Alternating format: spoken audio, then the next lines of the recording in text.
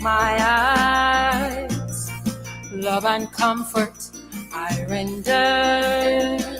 Every day I cry, pain in my voice, compassion I tender.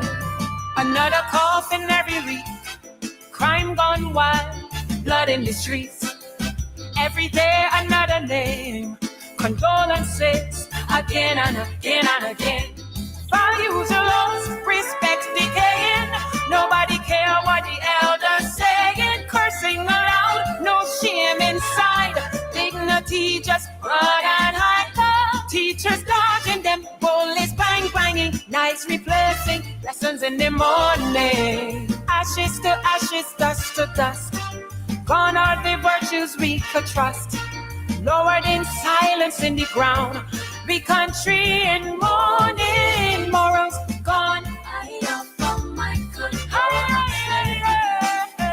Respect gone. I offer my condolences. Dignity it gone. And love for we neighbor it gone. Basic common sense it vanished. Gunshots bring out another youth fall. Another vigil and candlelight call. Mothers wailing in the street. Every day more dead bodies. Yeah. Peace and sense. My condolences. Whoa.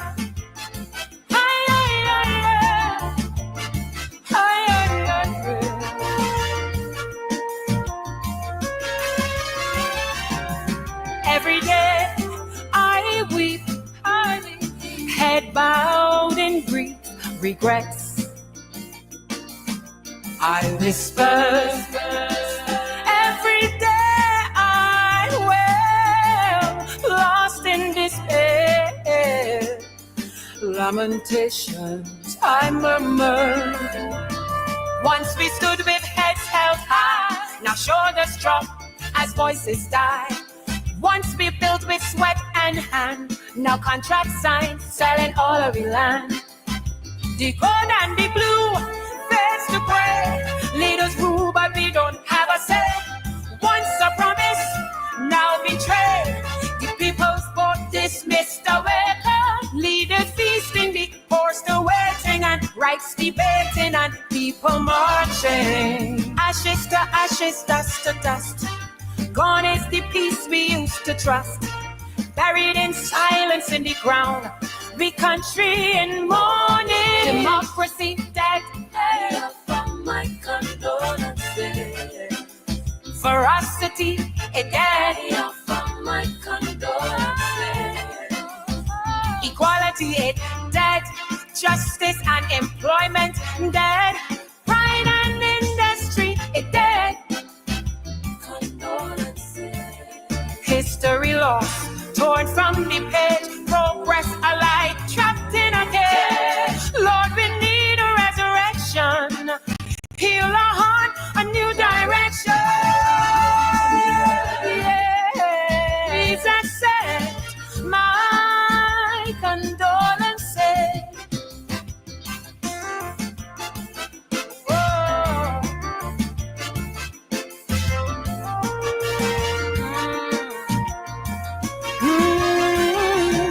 Pitching marbles buried away, steak licking gone, no place to play. Cuckoo cold, Marvin or Bach, tradition dead like out Queen's Park. Spoons forgotten, big band stop playing, night spots fading, life hearts missing, cracks abandoned, the roof now severed, culture lost, rest in peace forever. Singers weeping, the tracks replacing them, no life singing, DJs foreign artists winning. Ashes to ashes, dust to dust, gone are treasures we used to trust. Traditions and relics in the ground, pageants been mourning. Huge loss. My condolences. Even Punka Donkey like it lost. My condolences. Pitching marbles it lost. Hopscotch, box cart, it lost. Can't be where we culture go. More beat than sweet and just bottle and brand. No more big band for the nighttime jam. Even flying fish it gone missing.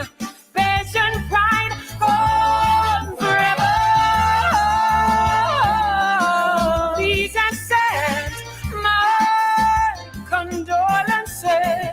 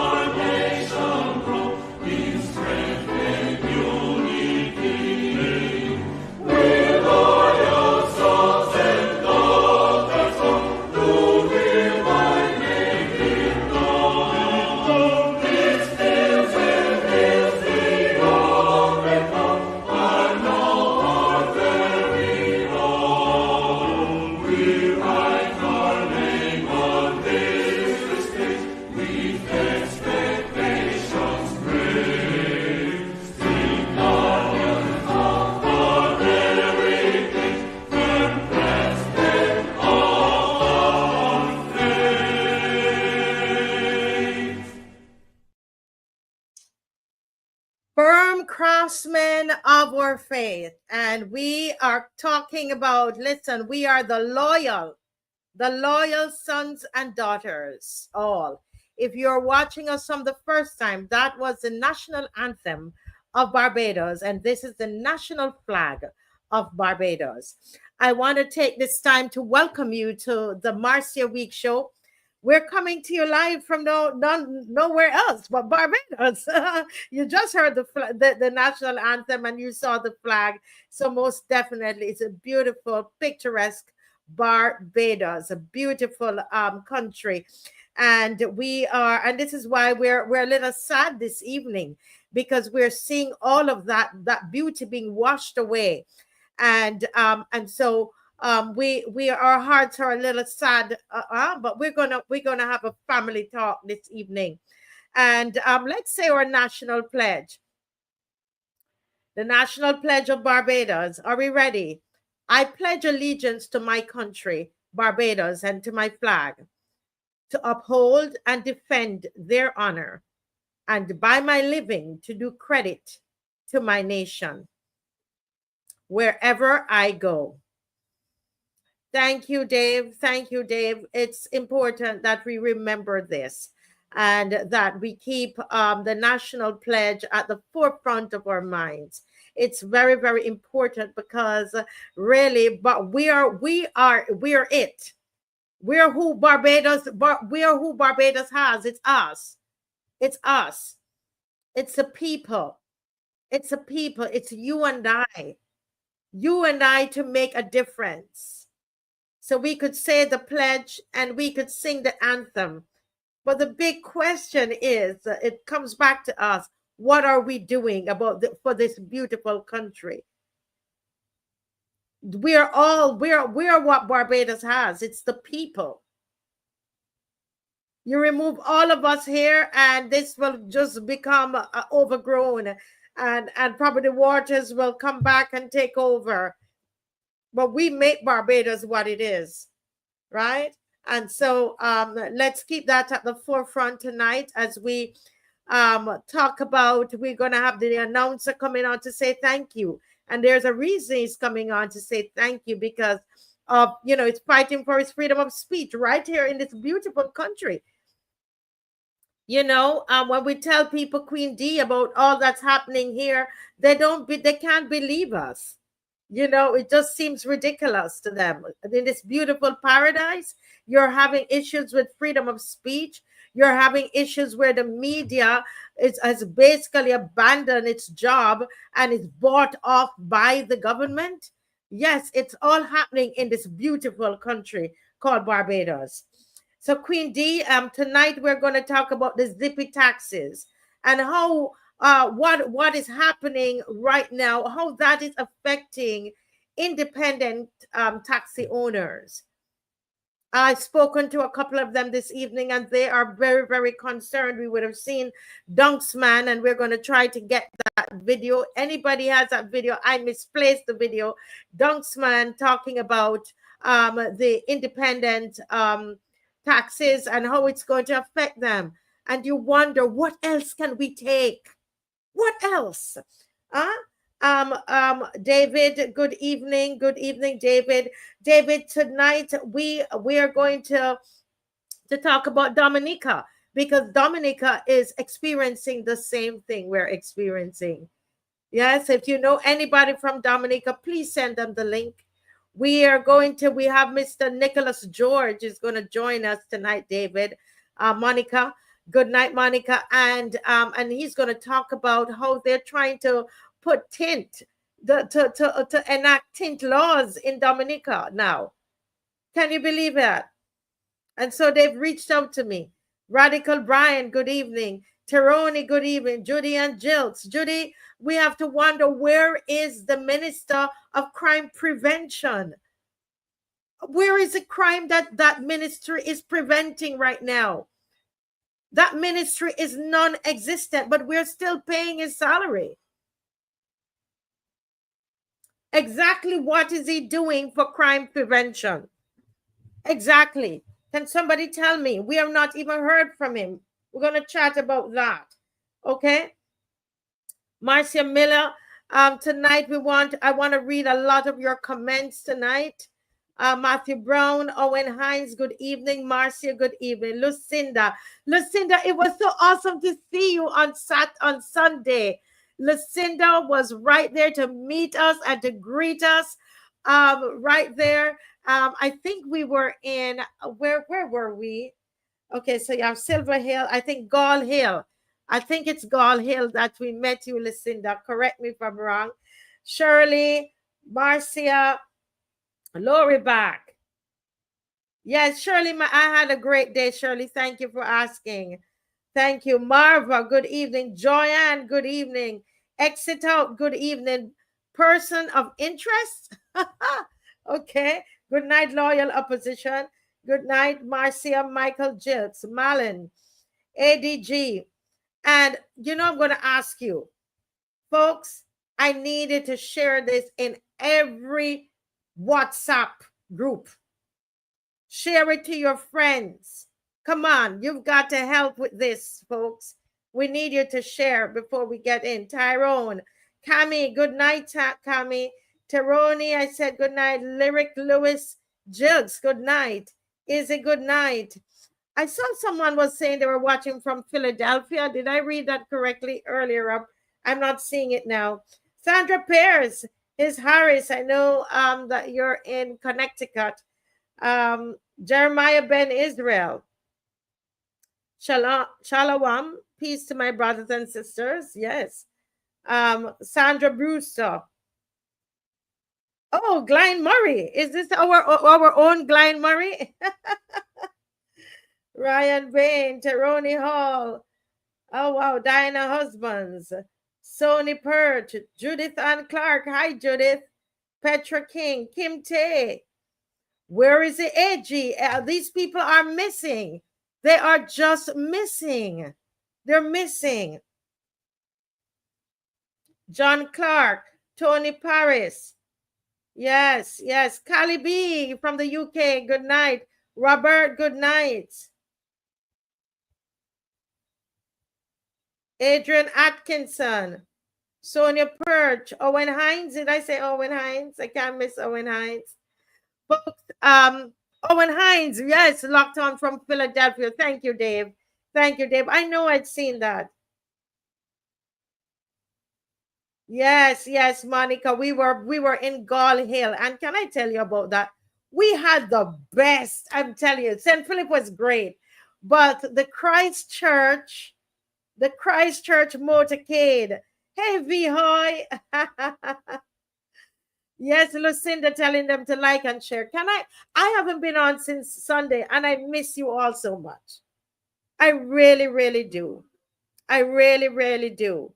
Thank you all so much. Thank you. Thank you. Before I go any further, there is somebody who watches from St. Philip. And when we had the motorcade, you came and met me right there at the church. I was on the truck, and you came and you blessed us. You helped us with a donation. I am trying to find your number to give you a call because I promised you that I will call you. You should know who you are. Your daughter is in the island and wanted to speak to me. I hope the daughter hasn't left. I just cannot find the number. And you remember I told you the problems with my phone. So please forgive me and call me, please. 236-7000. You can get me on WhatsApp. 236-7000. Don't forget to call me. Yeah.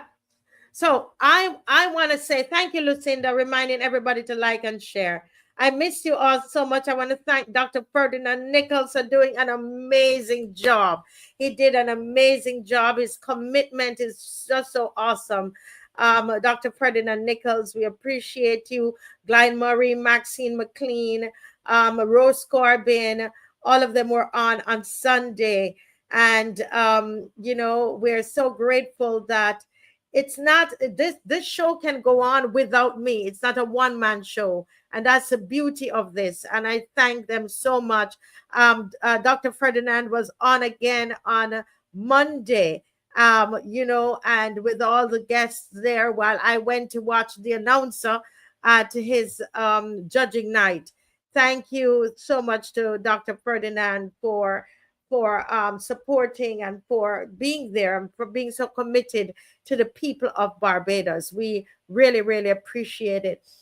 Gall Hill, everybody from Gall Hill, let me tell you good night. The love you gave us up there, Silver Hill, Vauxhall, Sergeant's Village.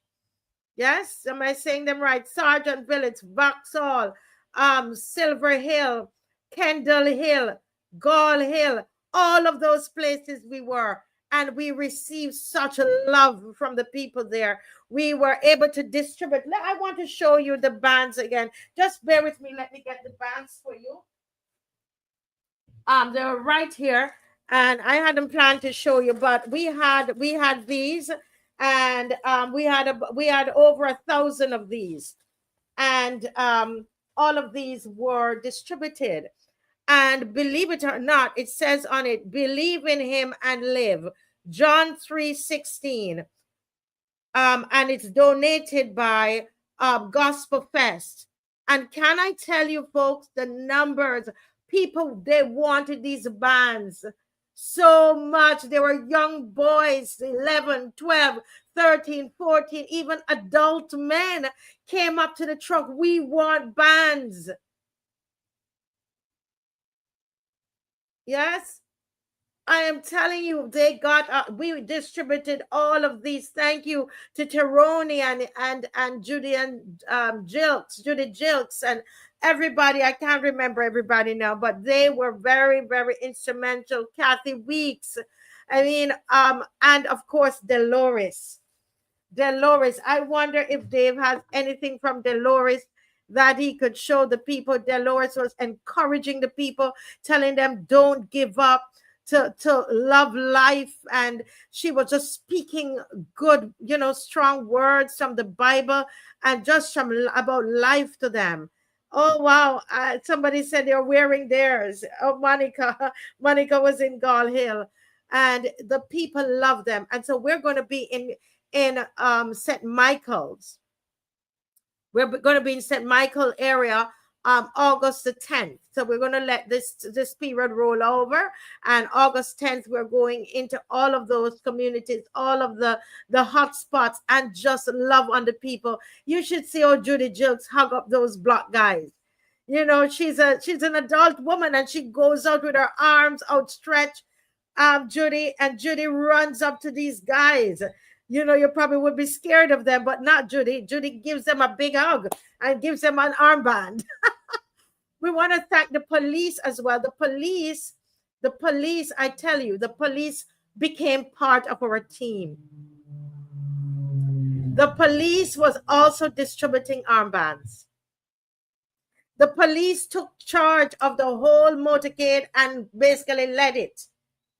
They were in front, and even though we had an idea where we wanted to go, they took us in the nooks and crannies, places that we didn't even know existed. We want to thank the Oistins police station, and of course the commissioner of police, the officer, Inspector Brewster, and everybody there, who every time they make it happen that we get the permits on time.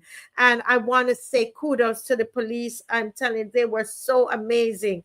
I tell you, that whole thing brought tears to my eyes to see the police handing these out. These are from my children at Praise Academy. You're not getting these. These going in my. I'm taking this up to the school for all my children. Praise Academy. They will get these because the kids love them, and the adults, everybody love them. But I want to thank you, the loyal opposition, for making it possible. I came on and I told you we needed it, and we needed $1,100. And I told you that Friday night, and by Saturday morning, we realized we got it. Someone said that called, and when we checked by Sunday evening, the money was there. So, meaning the calls and everything came in, everything was done by Saturday morning. And I want to thank you. You put a smile on people's faces. You've enabled us to go and give some love to people and share in a lot of these communities. Even as we were there in Silver Hill, there was someone who was in an accident. Someone ran into a shop. I don't know if the person died, but the ambulance was there. We had to turn off our music. I mean, there's just so much sadness happening. And we are able to go into these communities and bring hope, bring joy, bring laughter, bring love. That's what we're able to go into the community to do, right? So I just want to say a big thank you to the loyal opposition. That's you, and you make it happen. On August 10th, we're going out again. We're going to every single parish, and we are bringing love. We're bringing hope. We're praying for the people. We're bringing peace. We're going into those atmospheres with a different spirit. We're carrying a positive spirit into those atmospheres.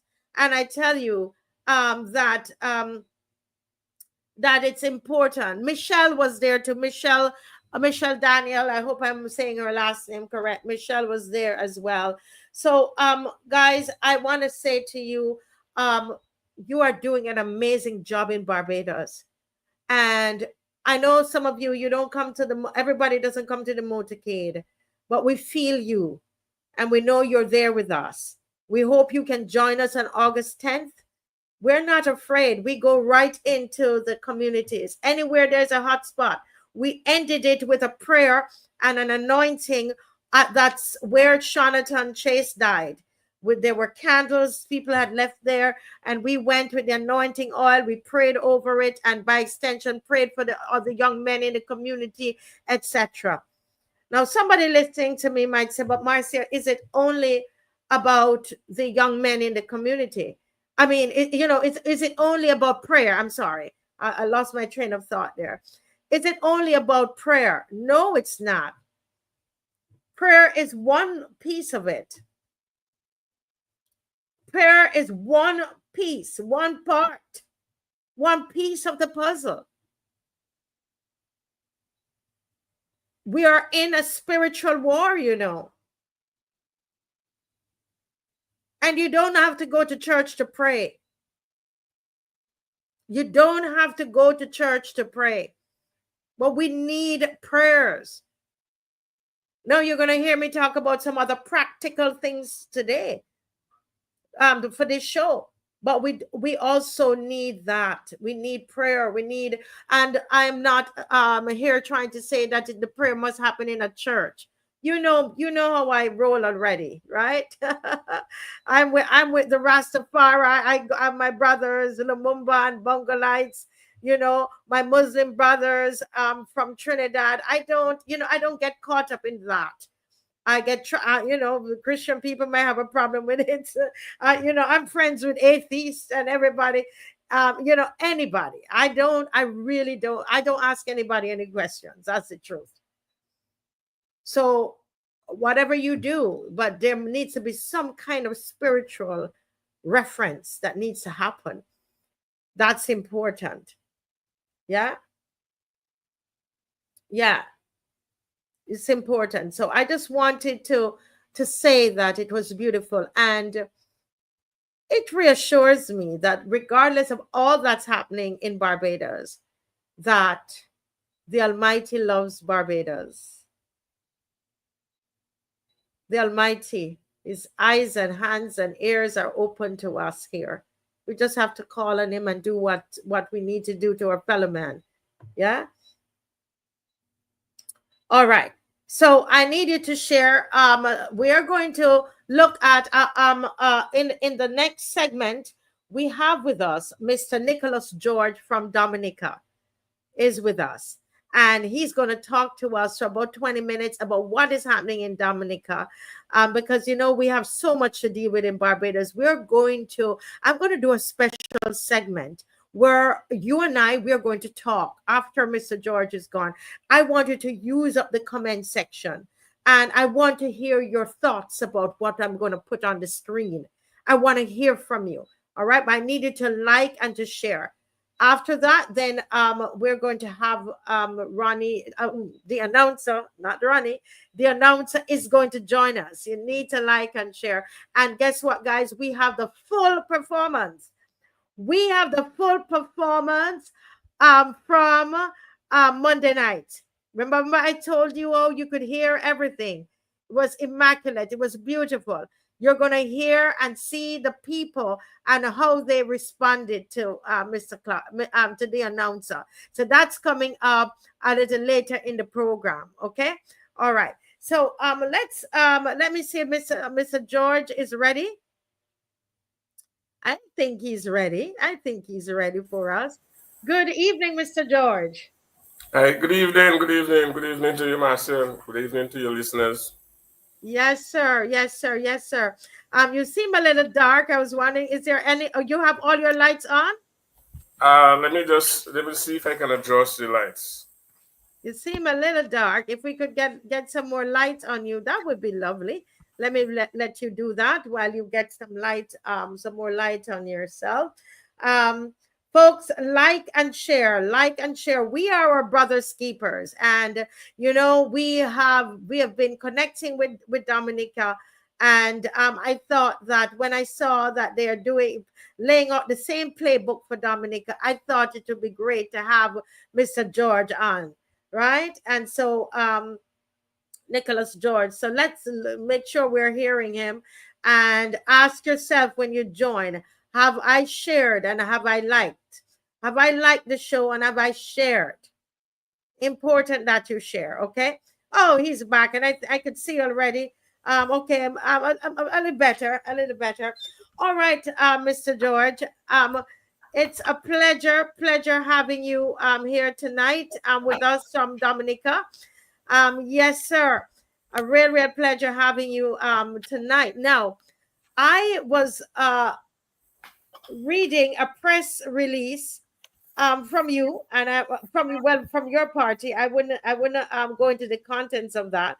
I will let you do that. But I saw a video clip, and this was of your Prime Minister Skerritt, and he was speaking about an increase in gun violence in Dominica, which is quite odd because when I was there, I was told, that no, they rarely have anything like that. And everybody I spoke to said the same thing. So I don't know what would have changed in weeks that you're going to have such a spike in crime in Dominica, that I'm hearing some measures that were planned for Barbados and being instituted in Barbados, where they're moving some cars. So I'm going to turn over to you, Mr. Nicholas George, and let you bring us up to speed. What is happening in Dominica gun violence at this time? Okay. This year we have had some gun violence incidents. What you saw the Prime Minister, when you saw the Prime Minister, he was speaking at a press conference highlighting the incidents and the prevalence of guns on the island. At that press conference was our Chief of Police, Mr. Lincoln Corbett, yes, who informed us that in 2025, so far, 49 weapons have been recovered.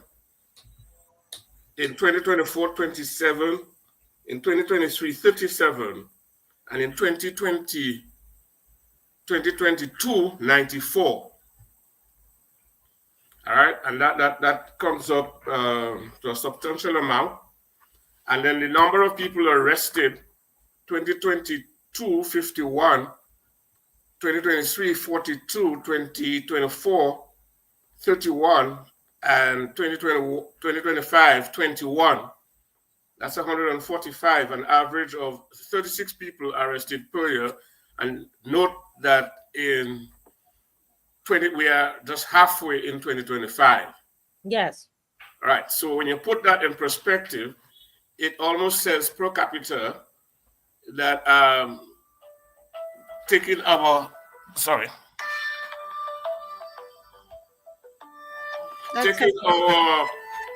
population, we have a 70-person population. When you take that and you put that, juxtapose that against Jamaica, we are probably right there,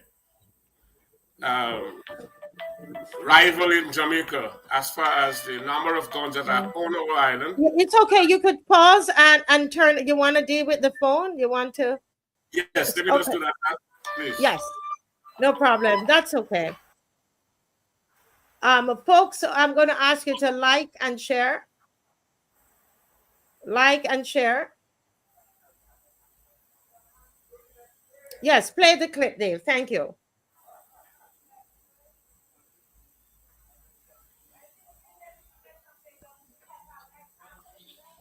Hi. There's no volume. To the 12th of July. So we've conducted almost 40 VCPs from June 6th to the 12th of July. 13 house searches. And as indicated, we've seized 7 firearms. We've seized 84 rounds of ammunition, 16 motorcycles. We've made 4 arrests. We've also seized $15,000, 3 motor vehicles, and 1.1 kilos of cocaine. As an aggregate for the year so far, we've seized 49 firearms and 289 rounds of ammunition at the port of Dominica. We have made 2 major seizures that we announced sometime. But interestingly, in those seizures, we seized 3 high-powered AR-15 type rifles. These were rifles I've said before. Those are weapons of war, and they don't belong on the streets of Dominica. Just going back to year 2022, we would have seized 94 firearms in the year 2022 and 2,140 rounds of ammunition. In 2023, 35 firearms, 1,651 rounds of ammunition. In the year 2024, 27 firearms and 764 rounds of ammunition. And 2025 thus far, 49 firearms at the port and 289 rounds at the port. This to us is a very significant amount of firearms that we've seized. And for the year, again from 2022, we've arrested 51 people in 2022, sorry. In 2023, 42 individuals. In 2024, 31 individuals. And for the year so far, we've arrested 21 individuals for the use of firearms, or firearm-related offenses. I wish to encourage members of the public, please report if you have any information to the police, and shortly I will give a number that you can do so. We also, again, to reiterate, we call upon parents that know that their children has firearms in the house, ask them to surrender the weapons to the police. Surrender the weapons to the police.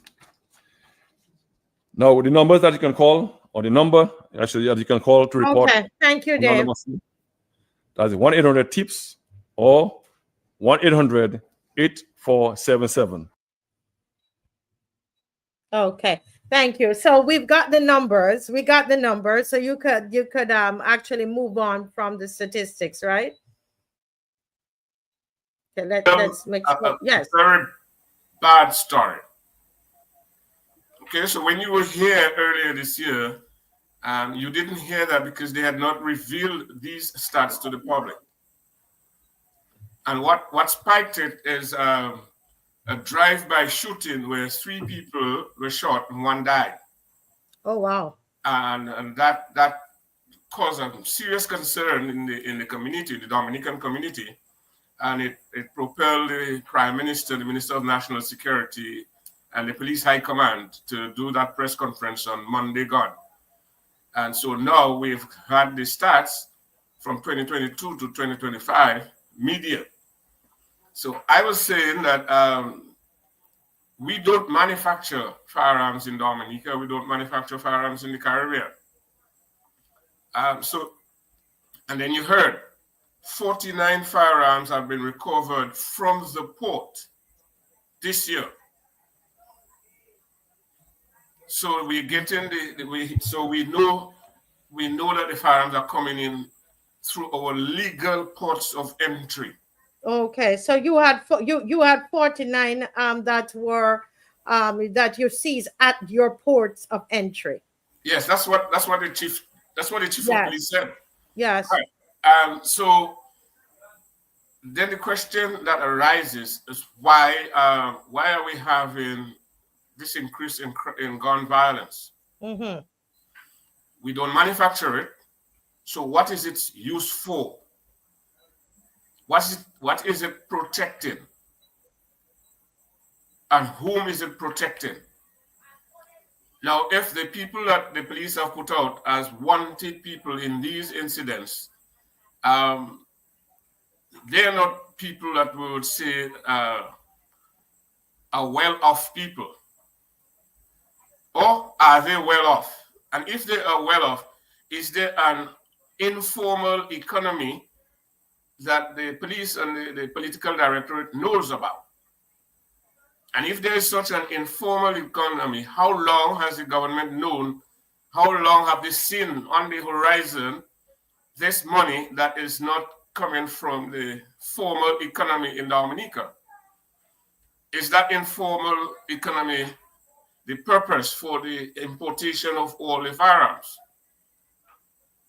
So the issue that arises there is that the the death of the young man must be investigated as a criminal offense, the offense of murder. But parallel to this has to be a social investigation, and a political investigation, a civil society investigation, an investigation of the intellectuals. And you will remember that I think the last time I spoke on your program, I did say to you that at a forum on the 22nd of January this year, I invited the Prime Minister to join me to address the political system that was governing us in Dominica. And that I alluded to the fact that because of the divisiveness of the political system that we use here, the hatred that is within that system, and I will digress a bit.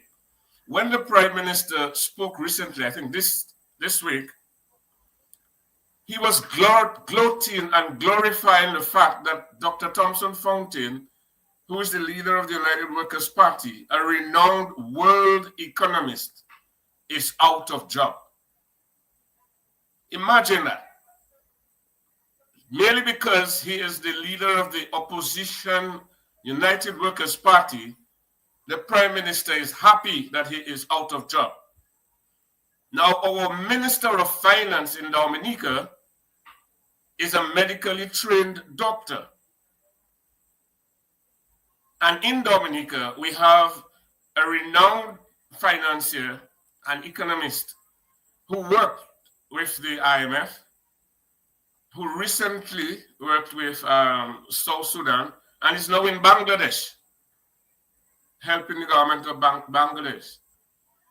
So this tells you about the level of hatred.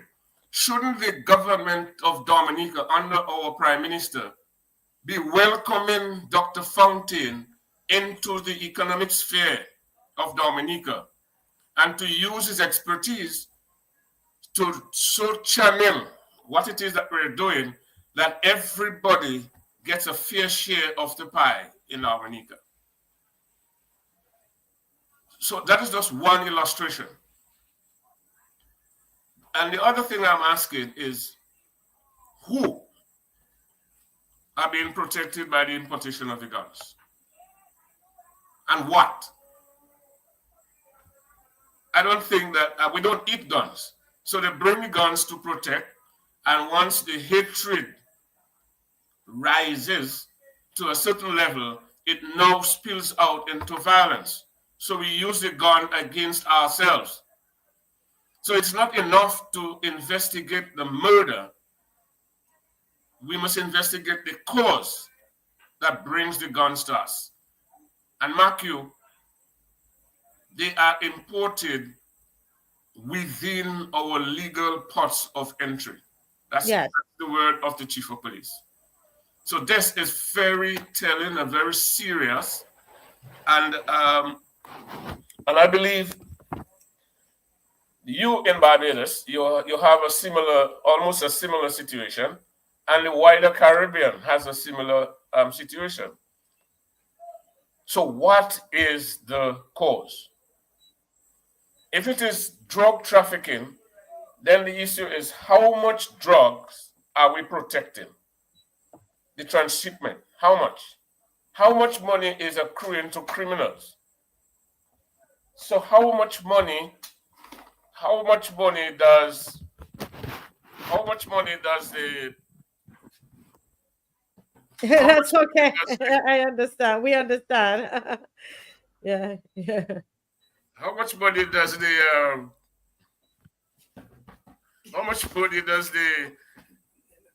criminals possessed of the firearms are they protected? How much money are they protected? Mm-hmm. Okay, and where is that money deposited? Is that money deposited in our banking system in Dominica? Does our Ministry of Finance know about that? Informally, is the formal economy of Dominica benefiting from it? So there's a story to be told here, and we are not getting that. Yes. So you're saying that I love the way you're looking at it. You're saying if we have these 49 firearms that were that they confiscated, or at the port of entry, right? Now they must be protecting something, or protecting a set of people. What is it that they're protecting? I love the way you break that down. And so I think that's very, very important. Now you're saying that is it drugs, but do you know, you're a former police officer, you spent many years in the police force. What do you think it is? Is it people being protected, or is it drugs? Yeah, when I was in service, when I wore the uniform, I did make an analysis and did find out that drug trafficking, the importation of firearms and ammunition into Dominica, and human smuggling. I don't think we necessarily have human trafficking in Dominica, but we had human smuggling, and that's the smuggling particularly of our Haitian brothers and sisters who would transit. Okay, let's break it down. What's the difference between human trafficking and human smuggling? The smuggling has, to a large degree, the consent of the smuggled. Ah, I see. Okay. And the traffic is being trafficked against their will, or through coercion or blackmail or whatever it is there. Okay. Right. So the Haitians would be transported here and then taken out because they want to get to the U.S. mainland. Now, a trafficker may be brought into our islands for and trafficked for sex. So that these people are coerced or they are blackmailed, and then they're taken from one jurisdiction to another against their will. So that is the distinction that between the two. Right. So, and you found that smuggling, human smuggling, when you did your analysis, was one of the reasons for the introduction of guns into Dominica, and the transshipment of drugs. Okay, so human smuggling and yes, the transshipment of drugs. At the time, I had done two bits of work on the Haitian issue. I wrote a paper which I presented at a forum of the Caribbean Conference on Churches. And in the paper that I wrote, I found that in 1 year, 22 million US dollars had accrued to criminal enterprises. That's roughly about $60 million. And that pronouncement was made public. And I asked the question broadly, as a policeman in police uniform, what are criminals possessed of that largesse, that amount of money, are likely to do? And I asked the question, are they likely to purchase political influence? Are they likely to corrupt the judiciary? Are they likely to corrupt the law enforcement officers?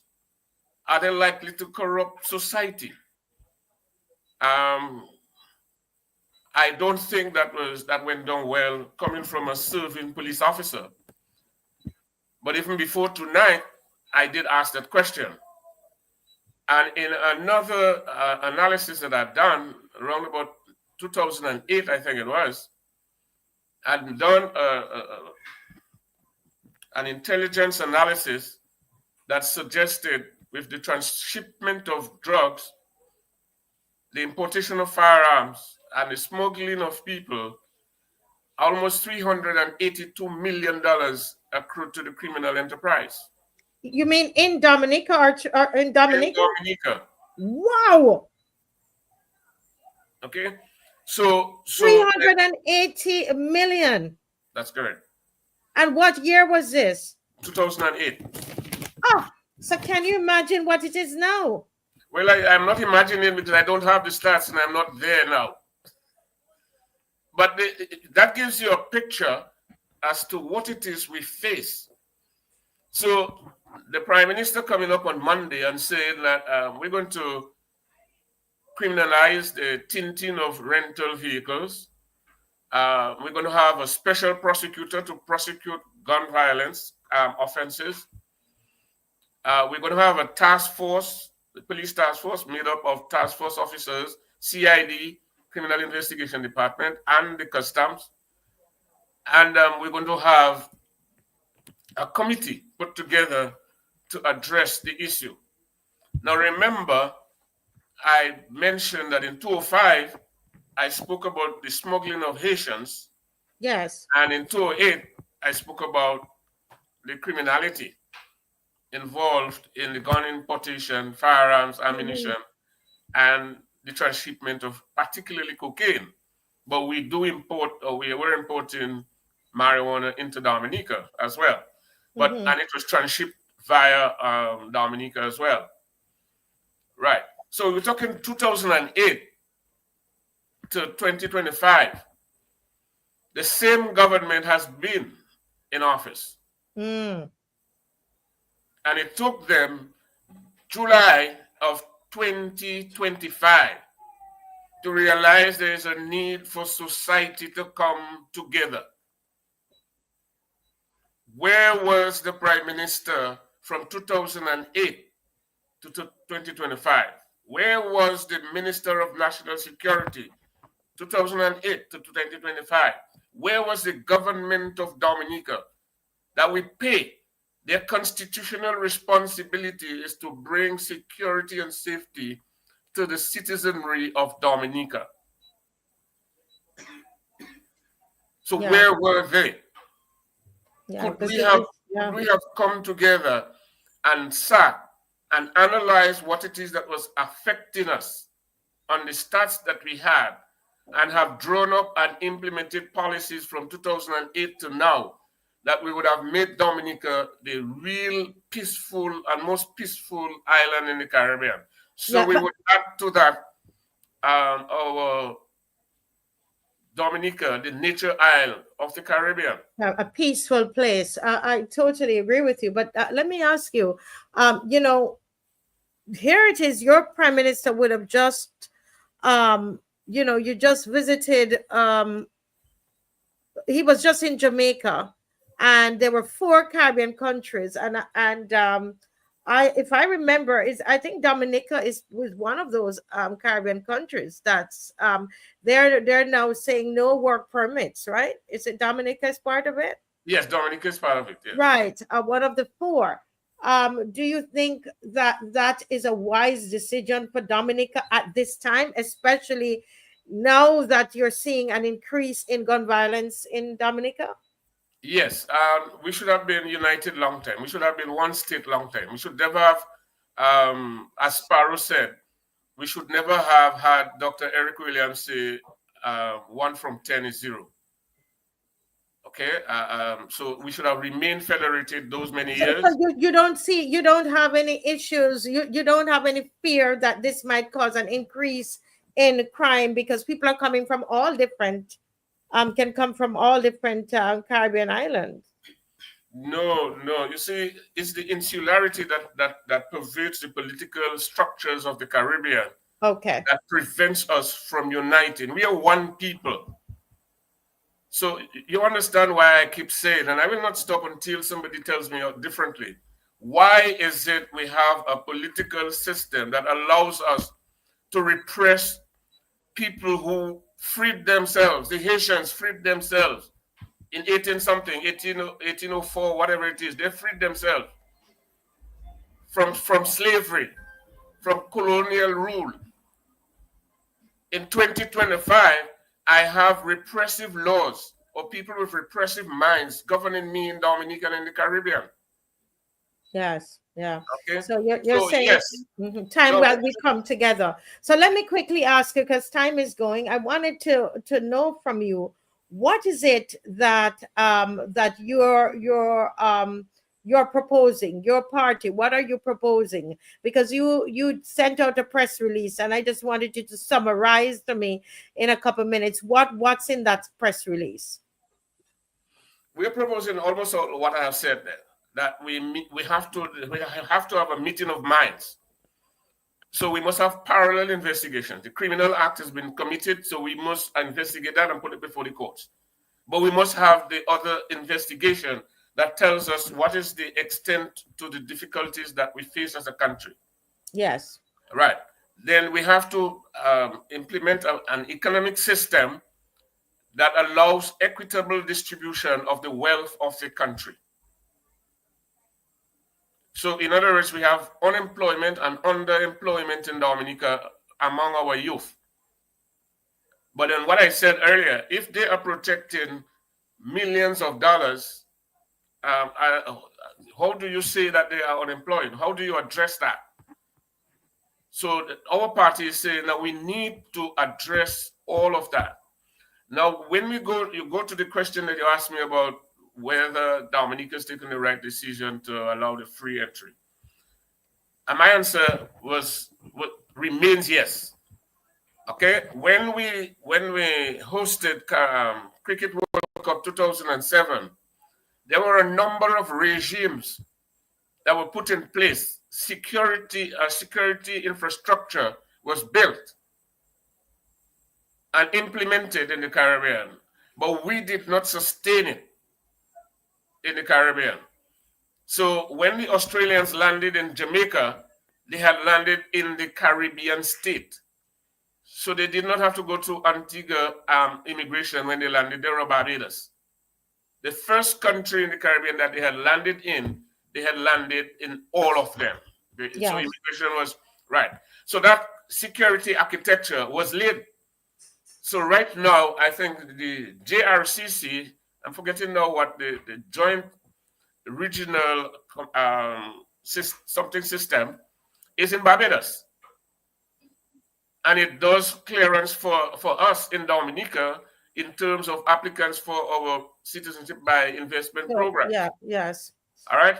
The RSS is building an intelligence unit. Now, are we sharing intelligence across islands? That's what is going to protect us.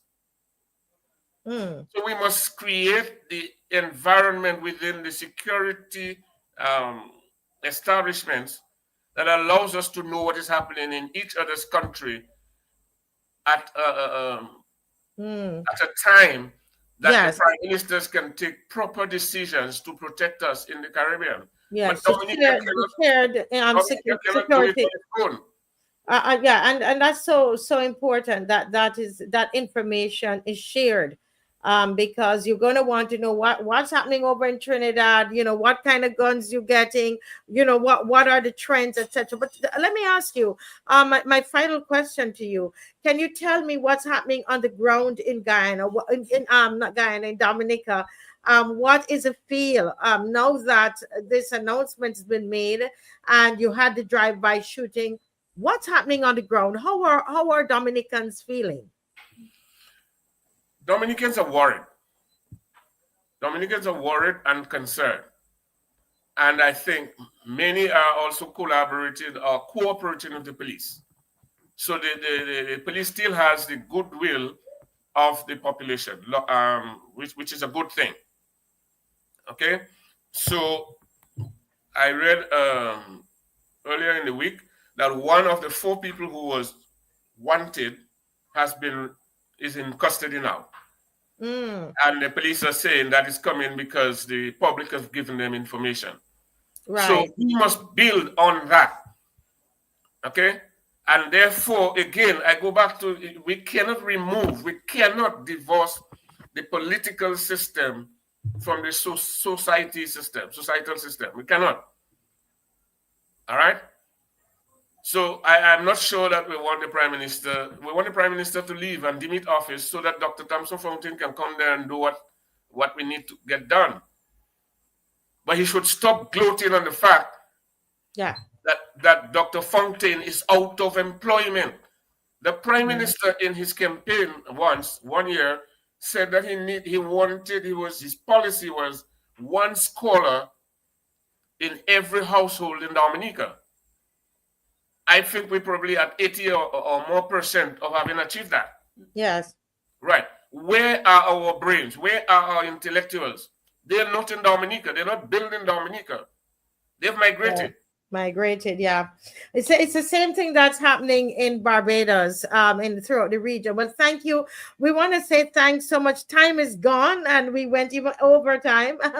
But thank you so much. We want to stay in touch with you, with Dominica, and we're happy that you came on tonight so that we can feel like we're touching you guys, and you have our prayers. You really do, and our thoughts, good thoughts, are coming your way. And stay safe there, please, as we do the same here. Thank you so much. Thank you very much for having me, and good night to all the listeners. Yes, thank you, sir. God bless. God bless. Yes, bye-bye. Bye-bye. Okay, well, there you have it, folks. It's happening in Dominica as well. And one of what caught my attention was the fact that the Prime Minister Skerritt was proposing tint, that removing tint as one of the recommendations. And it made me wonder if there was a playbook that everybody is, using the same playbook. Is it that you remember that when they met in Trinidad, this was before the change of government. My recollection is that they have declared that crime in the region will be treated as terrorism. And so I don't know if this is all part of a playbook, a plot, because, I mean, we understand that crime could increase. When you take a country like Barbados and even look at just this weekend alone, it's almost like things have gone out of hand. I don't know if Dave can put up, there's a list of things that have occurred in this weekend alone. And then to hear what's happening in Dominica and all of that, it makes you wonder, right? What is really going on here? So here it is. We have these are actually, and I tell you something, I'm connected with a good source. I can't say where my source is, but if I tell it's a good source, it's a good source. And a lot of what is here from this social media, Mr. White, I've received them as well. Sometimes we get the stuff before they even, stuff that's not even put news, that's not even in the newspaper, because they don't report a lot of the crime that is happening. So we've had, go up a little bit, Dave, if I could just read. No, to the top. Thank you. So this is just the week that's gone. All right. 3 carjackings in 3 nights, all at gunpoint. This is what we're dealing with, Barbados. And I wanted us to take some time and let's talk about this. 3 carjackings in 3 nights, all at gunpoint. And I recall reading 2 of them about 2 females. And it seemed to me that they are these kinds of crime that's been committed against a lot of females and elderly people. So they're trying to get to what they consider to be the more vulnerable people in society. Do you agree with that?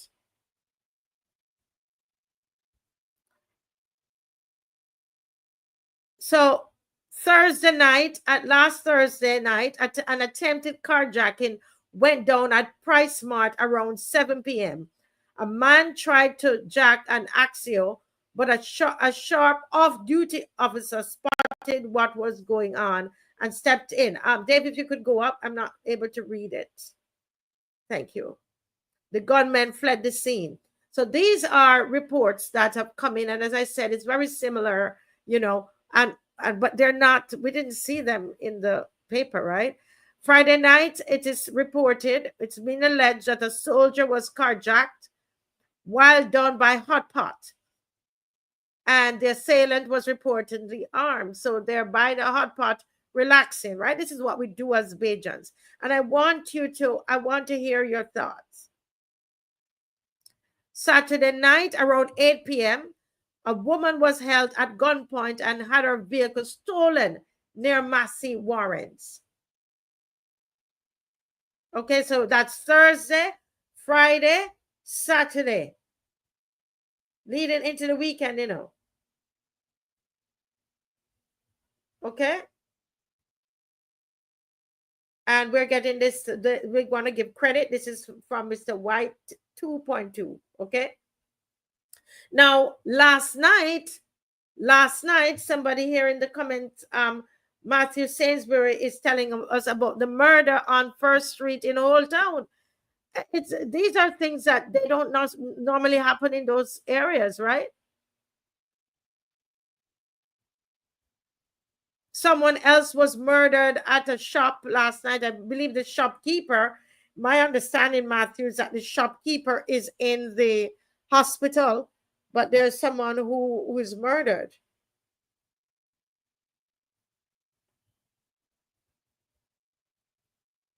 This man was murdered in the shop.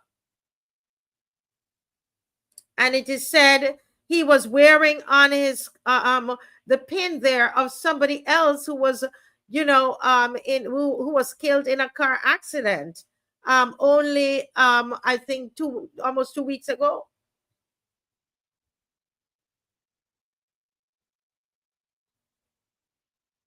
Matthew Sainsbury said, "This isn't the Barbados I knew at all." I want to have this dialogue with you via the comment section. What when you hear these things, or some of you, it might even have happened in your community. What changes are you making in your life? Is it that you see this and you keep going along? I saw a video today. And they were asking patrons who went to a crop over event. It looks like a crop over event, or it's queue in the community. I'm not sure.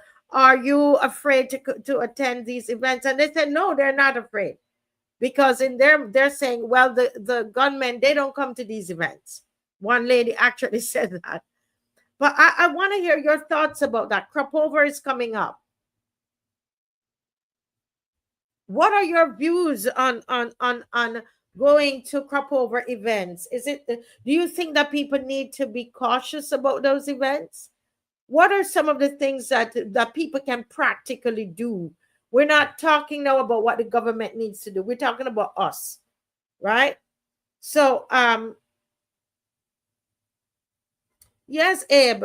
So the young man who was killed while his relative was being viewed in the funeral home. This is the level. This is where we're at. Yeah. Somebody says here, I beg to differ. Okay, somebody had asked a curfew. I don't think a curfew will solve the problem. When curfew is relaxed, what then? I am all for martial law. I am all for martial law. What? Explain. When you say you're all for martial law, Judith Ann, you're not for curfew. What do you mean? Can you spell it out? Matthew is saying, I want us to have this dialogue tonight. I'm feeling uncomfortable. Okay, going places these days is creating an uncomfortable feeling inside. I'm not a crop over fan, but I'm concerned about safety in general. So no one should feel unsafe to walk around, I guess, walk in their country. Sonia Purchase said, right now we're having a murder for every week of the year. But how are you keeping yourself safe? Do you think, are you in agreement with those that were interviewed at this particular event, that there's nothing to worry about? You know, just move about your business and do what you have to do. Should we take that approach, or like Dr. Ferdinand was saying, probably the women need to start to travel with their bagon, because you're not allowed to use pepper spray. I was told it's illegal, but they're saying, you know what, you could use, why don't you use your bagon? There are other people who create other concoctions. People put acid. I hear people saying they're going to put acid in a bottle to travel with. I don't know. Wade Boyce is saying that Judith, you do not understand martial law. What do you mean? I want you to spell it out.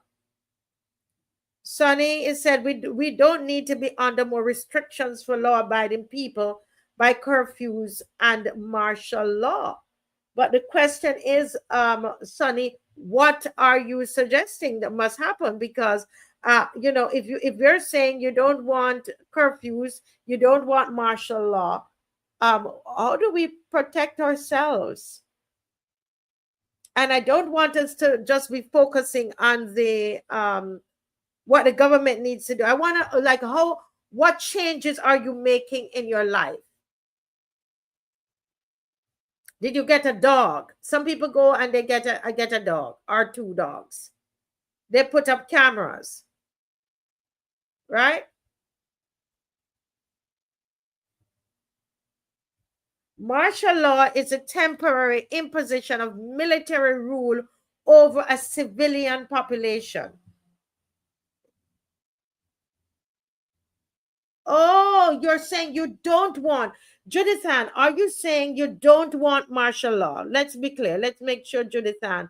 I think Judith Ann is saying that she doesn't want martial law because this is what martial law is. Judith Ann is saying, I don't take kindly to the government locking us down again. Well, this is what martial law is, Judith Ann. Martial law is a temporary imposition of military rule over a civilian population, usually during a time of emergency or crisis when the civilian government is unable to maintain order. It involves the military taking over the functions of the civilian government, including law enforcement and judicial processes, and can involve the suspension of some civil liberty. Is this what you want, Judith Ann?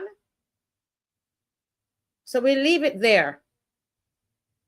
Hurricane is saying, don't call for martial law. You do not understand the animal you will unleash. Hurricane, can you list, apart from what we have on the screen, what are some of the, you said the animal that it will unleash.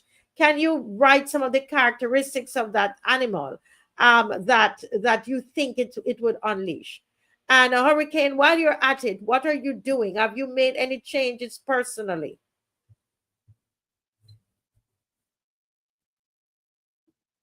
Hurricane is saying that people are to call Crime Stoppers and report what you know. And speaking of that, I don't know if Dave has that information, but there is, I believe there's a video of the young man that was apprehended.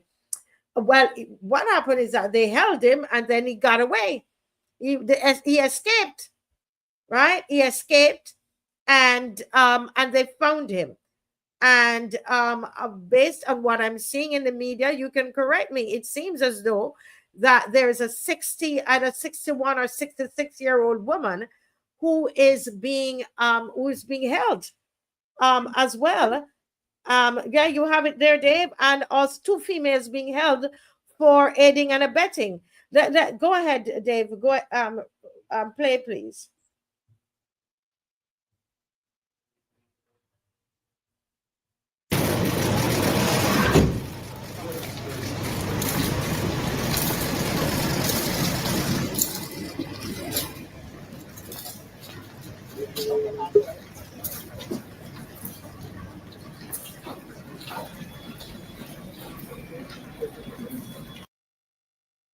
Well, that is the young man who he escaped the custody, and they were able to to find him, which it should, to me, they should never have taken that long time. I was told, reliably informed, that he basically went back to his community, and today they were able to, there is a woman who is 60 something. I don't know if that's his grandmother. Is that his grandmother and his mother that they now have in custody? Because it's alleged that they were, they were hiding, helping, part of hiding him. And some of that happens in families. You know, that sometimes that happens in families. Yes. Let me see if this is the one and I can send it. Yes. Thank you, Dave. 61-year-old woman. What are your thoughts about this?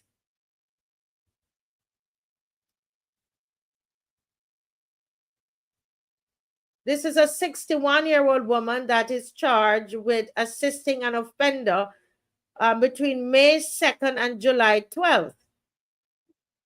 And I'm just reading what the newspaper said. She's Veronica Carolyn Bascom of Seaview, St. James. Bascom is scheduled to appear before Magistrate Wayne Clark in Old Town Magistrates Court on Wednesday, July 16th. Now, you know, a lot of times with family members, you know, you get caught up in these kinds of things because there are family members. Look at her. She's an elderly woman. She's 61. And what happens? She's going to spend time in jail? So we've got to think about what we're doing. I heard the police says sometimes the grandma keeping the guns in their wigs.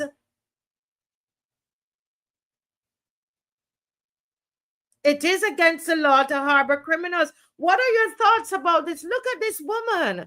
And I mean, if it's her grandson, everybody understand how you love your grandson.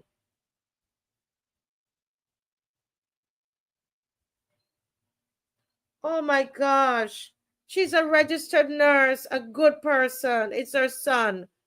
Do you see this, guys? It has been alleged here that she's a nurse. She looks like a very decent person.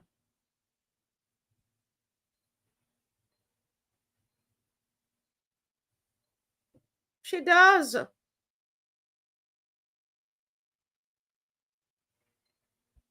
Somebody here saying that they could have threatened her into silence, or maybe she was complicit. We don't know. Wow, in these times, you have to really think about, put yourself in this scenario. What would you do if it is your son, your nephew, your grandson? What would you do?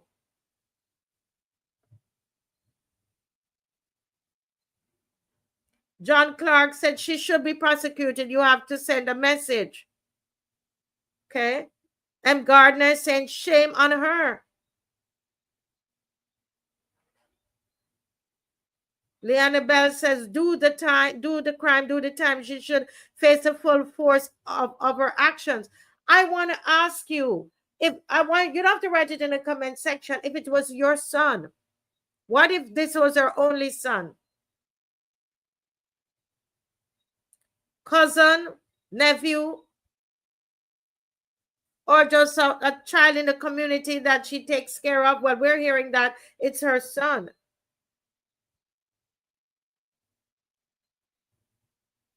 Somebody said, I saw people older than her got locked up. The law should prevail.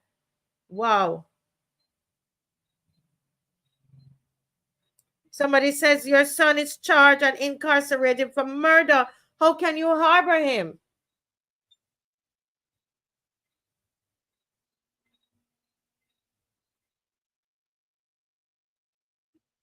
Somebody said that Judith Ann said she should be prosecuted. Sweet Pea says no one is perfect. I worked with her for years and she's a decent person. Somebody says, I see her love for her son. Sweet Pea, can you confirm if this is the young man who had escaped the jail? Escaped from the police? Is this his mother? I was told so, but I want to make sure because you know her. You said you know her.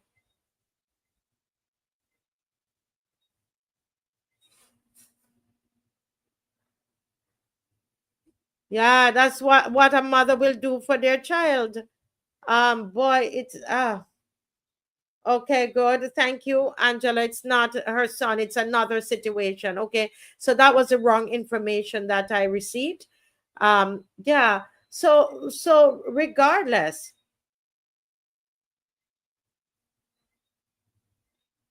Okay, so Sweet Pea is saying it's a fugitive who escaped from the hospital. Okay, I'm not sure. I was told by someone, I can't say how, but anyway, the point is, regardless, that's her, oh goodness. Ignorance of the law is no excuse, though. Well, as somebody said, we don't know if she was threatened. So we can't, we don't know if she was threatened. Teronia said a loving parent would go all out for their children, and somebody else would say, Teroni, a loving parent will turn in their child.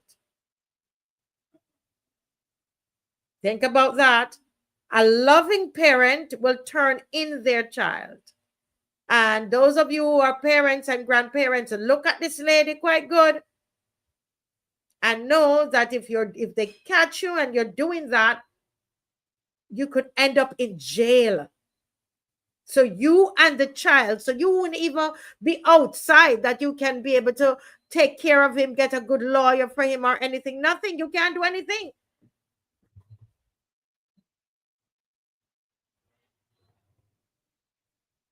Ah, there you go. The mother might not know he was going home.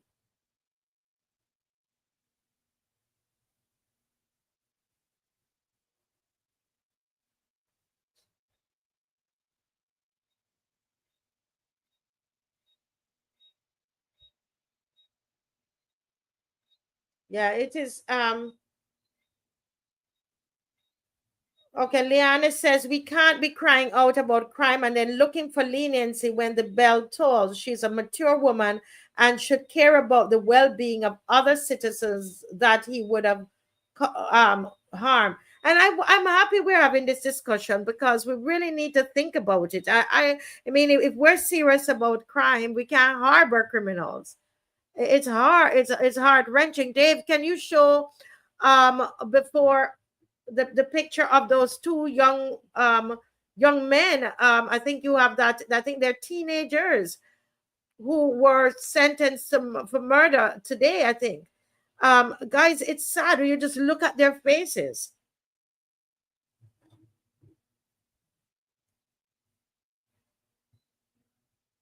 No, don't have that. It's supposed to be a video. Yeah.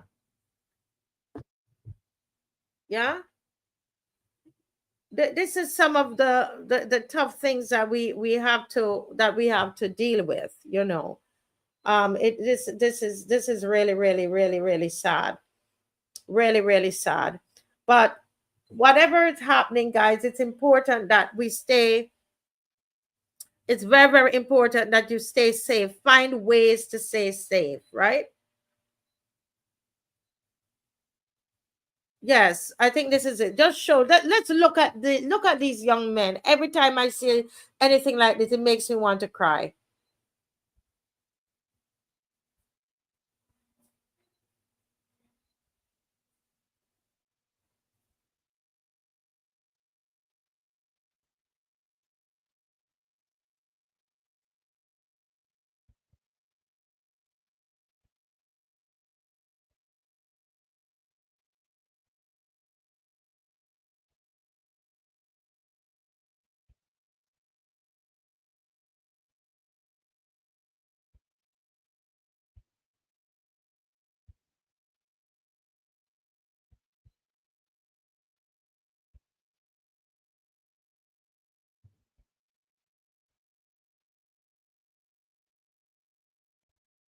Look at this. Look at this little one.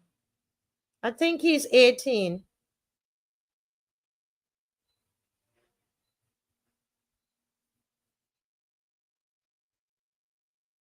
Oh God.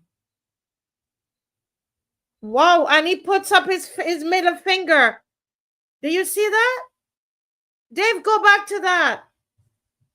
He puts up his middle finger.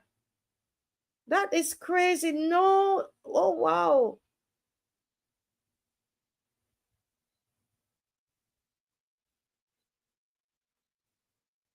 It's his middle. Am I seeing right, guys? No? Or it's a gun sign. A middle finger or a gun sign? Middle finger. Wow. Wow.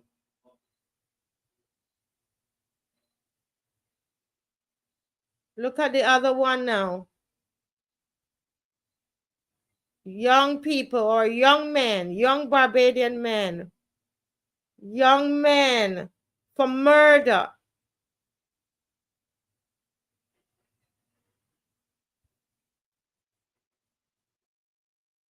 Wow. Wow. Wow.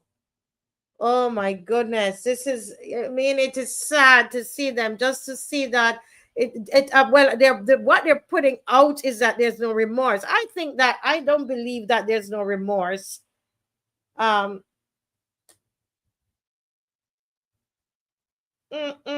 This is, oh, you're saying that this is what they do when they're going through the courtyard, Marcia? Something they do when they go through the courtyard, they put the, we have a societal, this is a serious issue. A serious issue. And oh, he put up the, somebody say he put up the peace sign. Oh, it's a peace sign.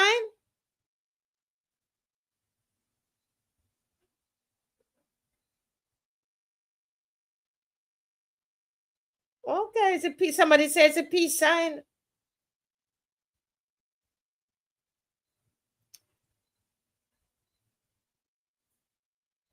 Wow.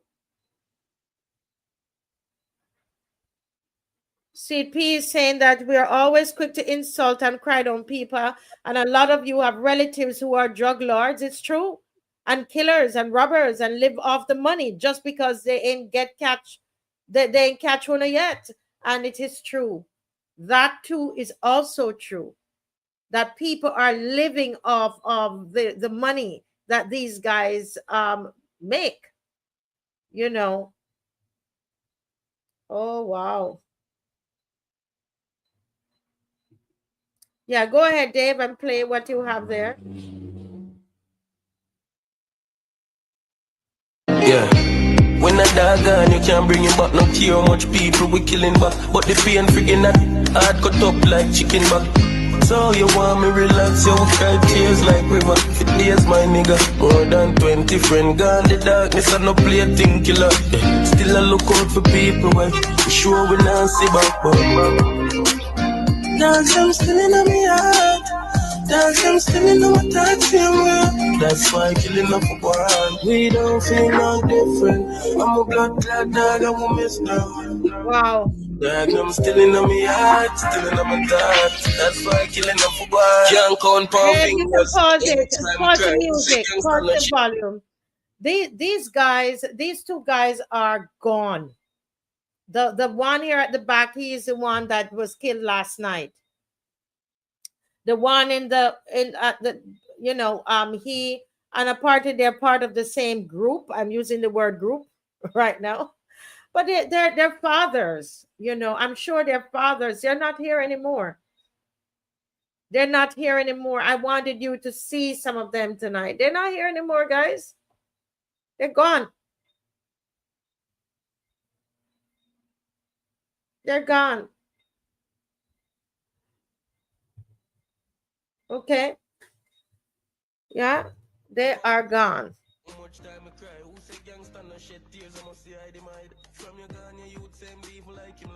He's gone.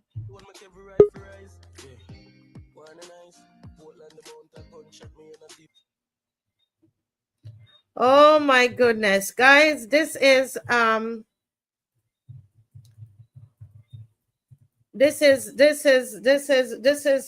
what is this what our Barbados has come to? Somebody says here, while we're waiting on, we're gonna get ready. Dave is gonna get the announcer song ready. Exactly how it was played in the how we sang it, played what? It was live. How we sang it at judging is going to get it ready. While he's getting it ready, let me just say it. Somebody said not only family live off the money, but the community too. The community too. I wish. Oh, listen, after the announcer. I want to continue this dialogue with you all because, you know, I think it's important.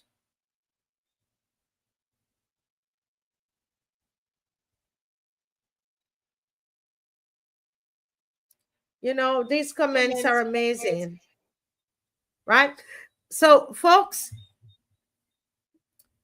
tonight we have with us the announcer, and I had the privilege, my husband and I had the privilege of attending the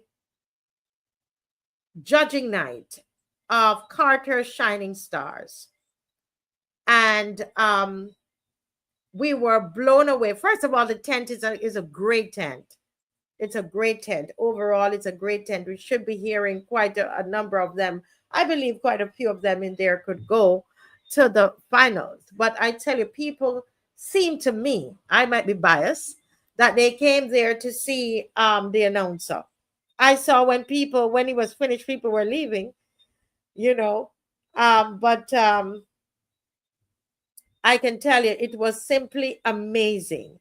And I want to capture that. I know we've been talking about something sad, you know, people dying, etc., and so on. So we're kind of switching gears, and then we're going to come back to this. All right, we will come back to this. I'm sure the announcer might have something he wants to say about the crime as well, right? Somebody here is saying, "Welcome the announcer, the man they love to hate due to his lyrical, fiery delivery." Okay, folks. Yeah. All right. So go ahead. So listen, let me get myself off the screen because I want you to really listen to the announcer.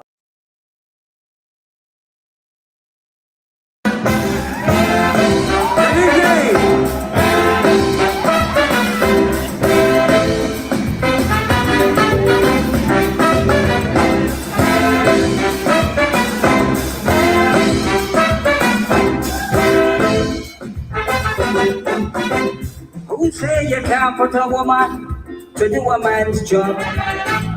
Was a promo for a radio show. I remember Kitchener, Panini Minor was the bed on which it was said. But over the course of time and history, brilliance, performance, unveiled the mystery of Carol Robinson, style and grace and flair. Then she left. I went to the NCF, and it's happy crop over. No, happy Carol over. Yeah, it's the National Carol Festival. The Carol Festival, the semi-finals gone. 2 songs in competition. I can't even change this one.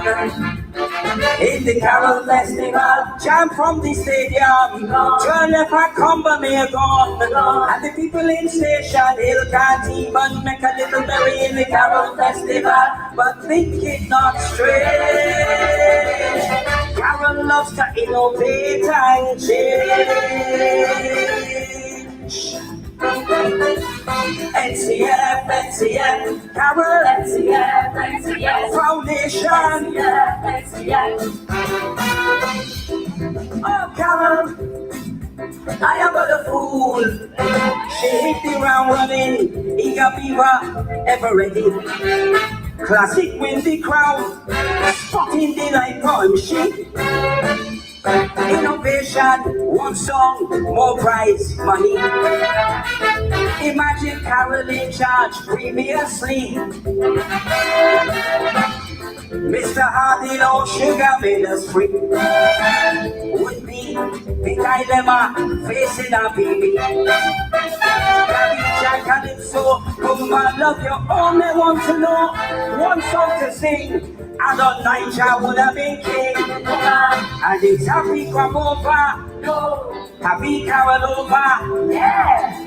It's the National Carol Festival, the Carol Festival. Come the pop gone, the kings and the queens gone. It's a soca orgy of fet after fet after fet after fet. It's the Carol Festival, party monarch gone, soca monarch gone. No proper platform for future soca stars. It's the Carol Festival, but think it not straight. Soca 5.0 is change. People with inquiry mind ask me why I wasting time on Carol, the cultural theme of Carol. Nothing the cost of living, whole town history vanishing. It is Carol, no murder and crime, Carol. Nothing about cost of living, an African bank landing. It's Carol, I tell you it's Carol. But if Carol knows so much about Calypso, how come she never write a Calypso? And with the ditty with the melody, so pretty in the beer, with the belly, with the vibe, the Calypso. Foundation. Seminar, webinar, workshop, residency.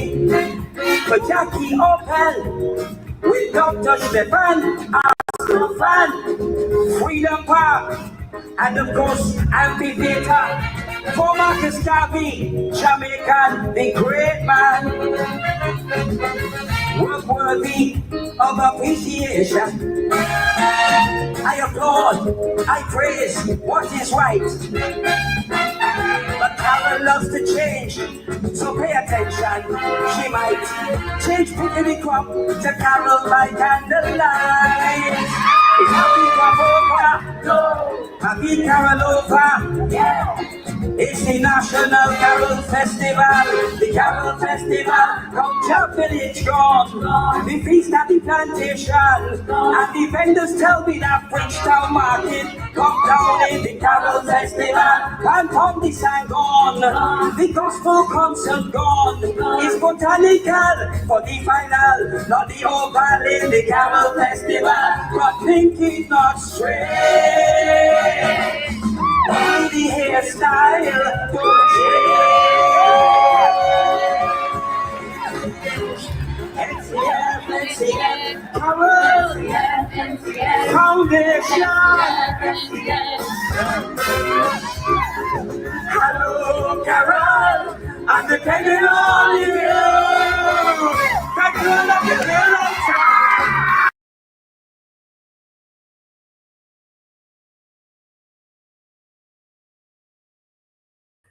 Yes, yes, folks. Yes, folks. Oh my goodness. That is we were busy enjoying it and messed it up there at the end. But let me just welcome to the platform. We can see his face. Yes, good evening and welcome. Thank you for inviting me to the Yes, Marcia sir. Show. It's a blessing, Let it's a me privilege, and it's an honor to be here. let me tell you, if I had the same lighting that you had, you would see nothing. That's why that's the Caucasian in you, making sure we can see you. Yeah. I am Yes, sir. I'm coming from a very secret, remote location, a safe place. A safe place. Okay, I leave it Safe at place. that. I leave it at that. Well, sir, I thought that it would be so great for you to come on. There were people that cheering for you. People when we were going told me that they're gonna be praying for you, who could not attend, and they were so excited to know that you did well. And I thought you would want to come on just to say thank you to the fans. You have new fans now, you know. I'm very, very appreciative of everybody who's supported me this year. This is the first year that my song hasn't divided anybody. I write many songs, and there's usually a line drawn, whether it be moral, religious, social, football, even, or whatever the case may be, political. But this one hasn't suffered from a split of opinion. It just Mm. hasn't. It's been incredible, but that wasn't on my mind when the song was placed in my heart. I just did what came out of the overflow of my heart, and I mean that through observation, and put it together and give God thanks for the grace, the melody, the timing, and the courage and strength, because there are certain persons and entities that made it clear so far that they do not support what the announcer does by virtue of the beliefs that they hold on how the song came to be. Yes. So, but here we are. Yes, yes. Well, at when you came onto that stage, I don't know. I mean, I was in the audience. You could feel the electricity in the air. There was one man who got up and started dancing. He started moving as soon as they said the announcer. Well, from the time they said they announced and said that you were sponsored by freedom of speech. Correct. Correct. There was somebody who was up and was ready to go. Why did you choose freedom of speech as your sponsor? What do you mean by that? When you sing a song like I'm singing, there are people that have their interpretation of what I am doing. In fact, they have their own interpretation of who is doing it. Mm-hmm. I've been in entertainment for 44 years. First stepped on the stage at age 10. Was dancing before that with my big brother Joe. And did everything: rap, reggae, dancehall. And obviously in 2004, as I explained before, as part of the Walk Holy 10 and the Experience that, yeah. no, the Walk Holy band, and then the Band, Experience 10, which yeah. came in 2004.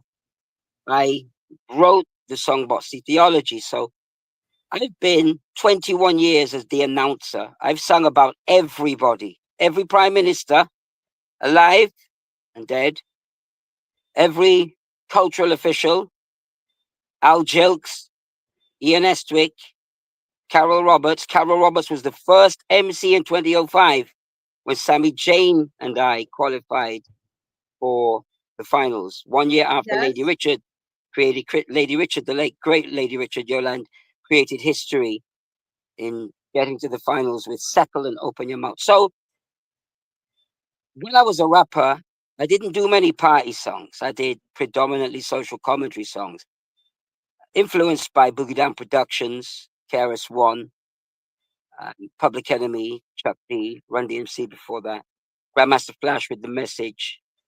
So it wasn't a long journey for me to take that into Calypso. The first Mm-hmm. Calypso type song I did was a promo for Starcom Network in the survey. And, Isn't that funny? and my sobriquet was the Mighty Survey. And the late great Cal Scott, one of the best readers and programmers, Starcom Network and Radio Fusion, has been privileged to benefit from their talents. He was the MC in the promo, so I got an encore in the promo. Yeah. And we looped Promises beat. I think Prophecy was the song Promise Relief then with James, and we just looped the beat and did the promo. And Peter Boyce was in the foyer. I was coming into work, and he said, "Ronnie, you should really do a Calypso, you know."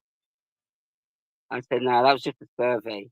But then, of course, as I explained last time, I saw comments attributed to the now Prime Minister as it related to stigma and discrimination, and I felt that the intention is good, but I thought that how it was presented left the extremes a bit too far. So that's how I did that. So I've never been concerned about who may oppose me in life, in my profession, or as a Calypsonian. And if Yes, yes. and anybody who knows me knows, well, that's consistent. The man they love to hate, I think, sent that signal the clearest and the loudest in 2014. And when I was attacked lyrically as the rapper that I was able to attack back to the Yeah. point where people said that the minister should ban me for 3 years, and it appeared that every song I did after that, there was an issue, there was a Right, problem, right. There's a problem. right? But so Ron, so the announcer, when with this kind of background where you said, it seems that every song it's controversial. It's just like me. They say, oh, you're so controversial. They say that about me. But as you're going on the stage, because I know you're not a controversial person. You're a person of conviction, like myself. You're convicted about something and you do it. Now, as you were mounting the stage, right? What was going through your mind on judging night? Well, let's take it back to opening night, Yeah. where if you check the encore from opening night, I had indicated that there was a communication sent to me less than an hour before call time. Oh. And if I caved into that communication, there would be no National Carol Festival performance recording. You It serious? wouldn't have gone viral. It would not have been discussed by the public. And all the investment and time that Julie from Clouted Shining Stars made in the tent and me, and that year-long wait to complete and show that when I posted on July the 28th, 2024, it's on my Facebook, National Carol Festival 2025. Everything I posted after that, as a Calypsonian, nothing else, as a entertainer, everything in the song you're going to find reflected in those posts, which is exactly what I did with Mia Loves These, with PMs, which was last year's tribute to Errol Barrow, and of course, the Calypso concerning Don Vallinis. So, as far as I'm concerned, and this is the fact, this is the truth, the song is the culmination of everything I posted and shared. And I'm consistent in that regard. Now, perhaps the impact of the song has thrown certain people off because the impact and the response has been overwhelming and tremendous. I've had to keep my cool, and that was not the only attention grabbing communique that I've had to contend with so far. But before you even go on, so you're telling me, I'm trying to put myself, you're some brave man.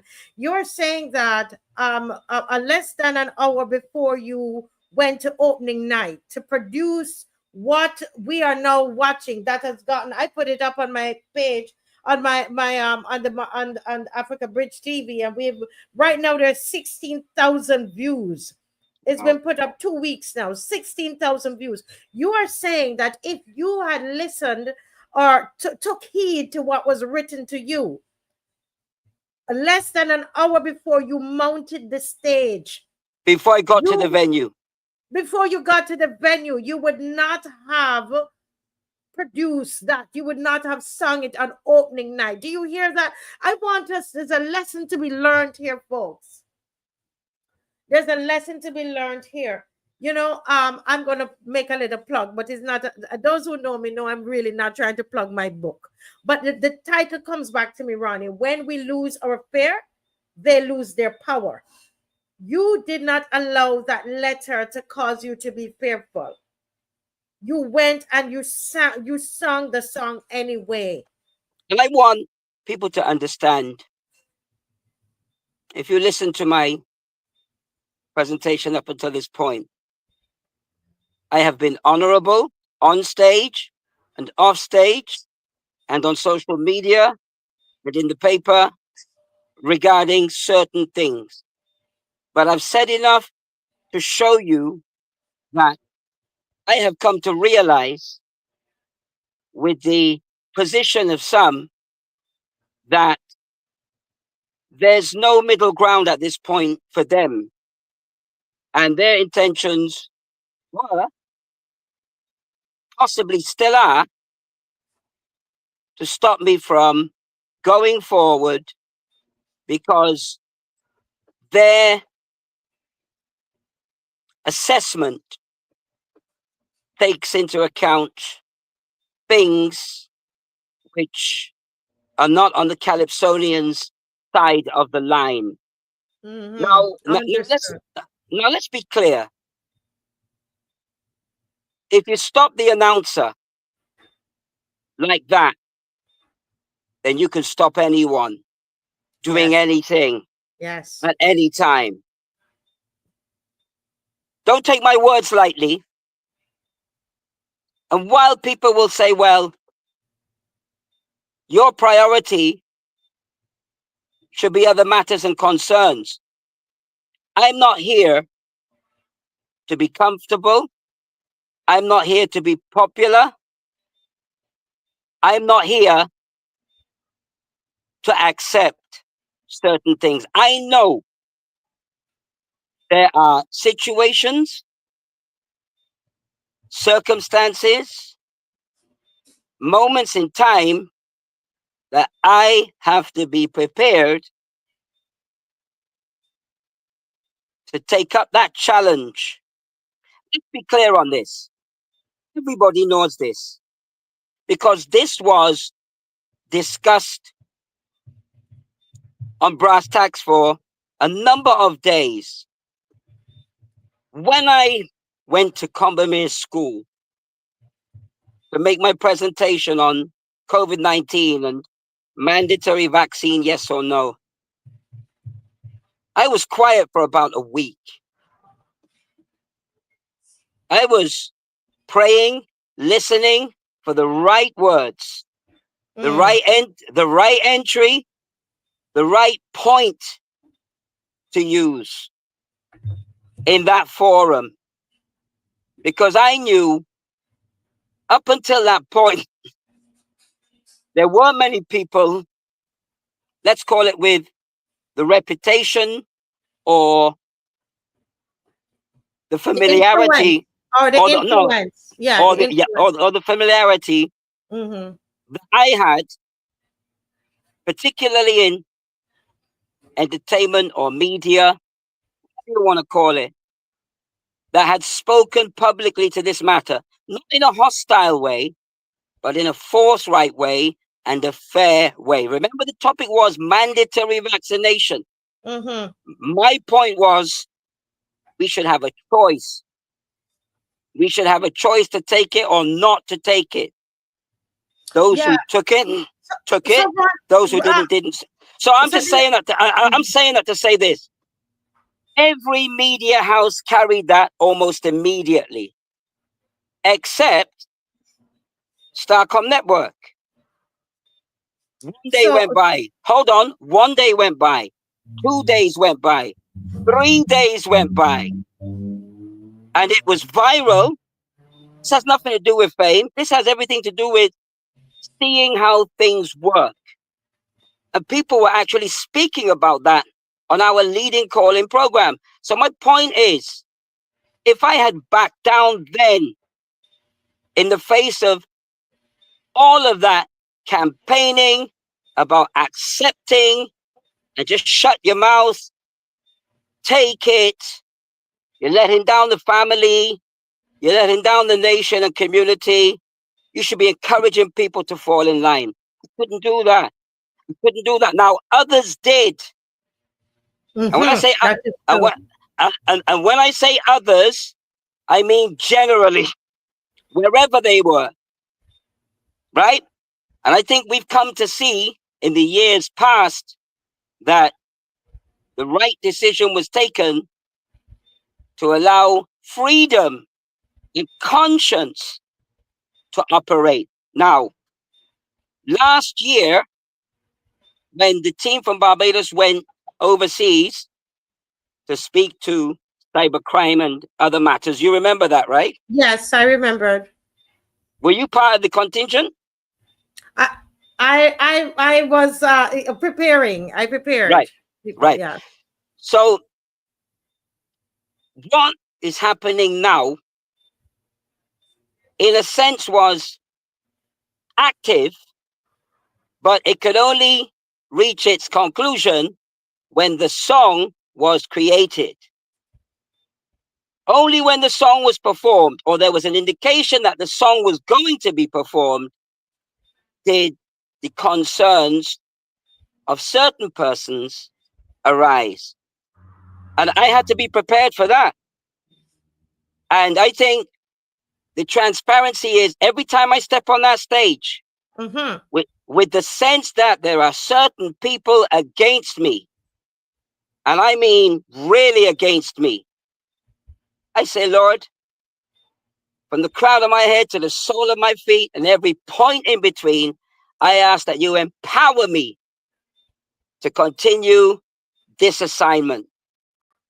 Line by line, verse by verse, night by night, and where I fall short, to sustain me.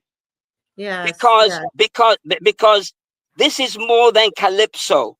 I'm not disputing the fact that at this point right now, it's the most impactful social commentary of 2025. I don't need to make that up. I think we see that, right? Correct. Yeah. But how I handle that position right now is important, because every time I sing the song, other people will need to write 10,000 letters or be interviewed 10,000 times to stop the message from going forth. What I've shared and what's been laid upon my heart to share in this song has already gone around the world and come back. And people, especially Barbadians overseas, are asking, what is wrong that this song can be played at Caribbean Broadcasting Corporation? And I'm not discussing anything new, because this was in the Weekend Nation last week, that it can't play at Starcom Network. There's no elephant in the room here. Yeah. This business I am in is about being open. I want to break you there a little bit, because you have said some profound things here. And I don't know anybody. I'm just being inspired by what you're saying, right? Listen to what I asked Ron. I asked the announcer, how did you feel? What was going through your mind as you were going on the stage on Monday night? He says to me, listen carefully, Marcia, it's beyond that. Think about opening night, when I would have gotten a letter about less than an hour before I left for the event, right? And if I had listened and I caved in, I would not have gone on that stage. Just the opening night, for you to hear, you remember what you heard on, yes, that same version, you would not have heard it. Think about that. I want you to think about the second thing he said concerning COVID, that while influencers were being paid to tell people to take the joke, regardless of what we think about it, forget about who is for the vaccine or who, just think about the courage that it would take an announcer. He is a radio announcer, and he decides to go to a town hall meeting. And you heard what he said. He recognized who he was. He recognized the influence that he had. He recognized that there were people who would have been scared to come up to speak. He prayed about it. He spent days and prayed about it, and went and spoke on behalf of those people who didn't want to take it and who wanted a choice. He did that, even though, look at what was happening. Majority of the announcers. What were they doing? The radio announcers, they were endorsing. And he went to a town hall to stand up to speak for people who might not be able to speak for themselves, regardless of what you think about the COVID. Those who, he said, let it be a choice. Think about that. What did he have to gain? You might say, well, he can go and win a crown. He's doing this to win a crown. What did he have to gain at that time? And I don't want us to miss it. Don't miss it. These are messages that we are being told. You know, messages, important. And so he's telling us something, that what he's done here is bigger than Calypso. I'm repeating because I don't want us to miss it. Over to you, sir. Yeah, and judging night was preceded earlier by a very serious difference of opinion. And I was one of those persons in that exchange. Certainly, its link was the Calypso that I sing. So not only opening night was there cause for me to consider the views, regardless of the form in which it was communicated. It happened on Monday, but earlier. And again, and again, all it did was embolden me to get out there and ensure that I did my best to be in contention for the National Botanical Gardens. Because a song like this, let me give some strategy here as a Calypsonian. Adrian Clark can sing a new song at the finals. Adrian is brilliant. He has the opportunity to see what everybody's bringing, what they've done, and write, a song accordingly that can help him defend and retain a crown. I'm not saying that Paradise Lost isn't one, but I know Adrian, and Paradise Lost, much like this melody in 2001, would complement a song like Judgment, or I Am a Bajan in 2008 will complement a song like Put That in Your Song. In a one song, Adrian has the potential to sing a song like Paradise Lost and win. Yes. Right? He's one of the few people that can do it. I think he's the only one right now that can sing a song like that in a one song and win. Similarly, iWeb, Twisted, brilliant song, fantastic song. But that sounds like a song that would be paired with something else that allows him to use the additional stagecraft and character that he has to bring it home. Stop the Light by Classic, superb song. And I think he's going to spot the light on VOB and the announcer on finals night or judging night in the big show. And he should, because it's Calypso. You think I'll get offended? You think I'll get offended by that? Absolutely not. But here's the thing.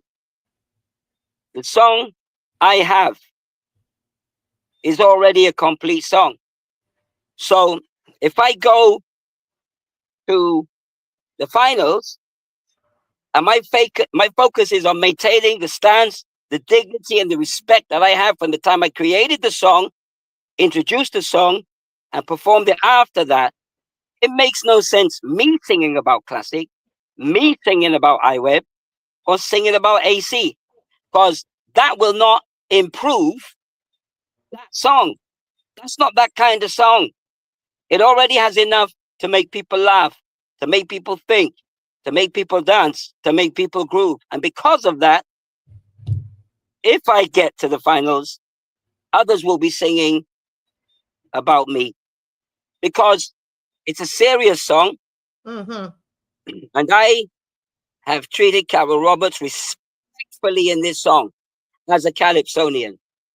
I can't treat her disrespectfully because I've never treated her disrespectfully in my private capacity as a father of Raphael, who went to school with her, Jordan, or who has known her as an entertainer, and for a brief period, a few years, in my professional role as a broadcaster, a manager, have assisted her every step of the way she has required. And her organization, when she's at the organization, and I am functioning as a broadcaster, a manager at Starcom Network, there is not a single incident in the 28 years that I have served at Rediffusion or Starcom Network documented from a business perspective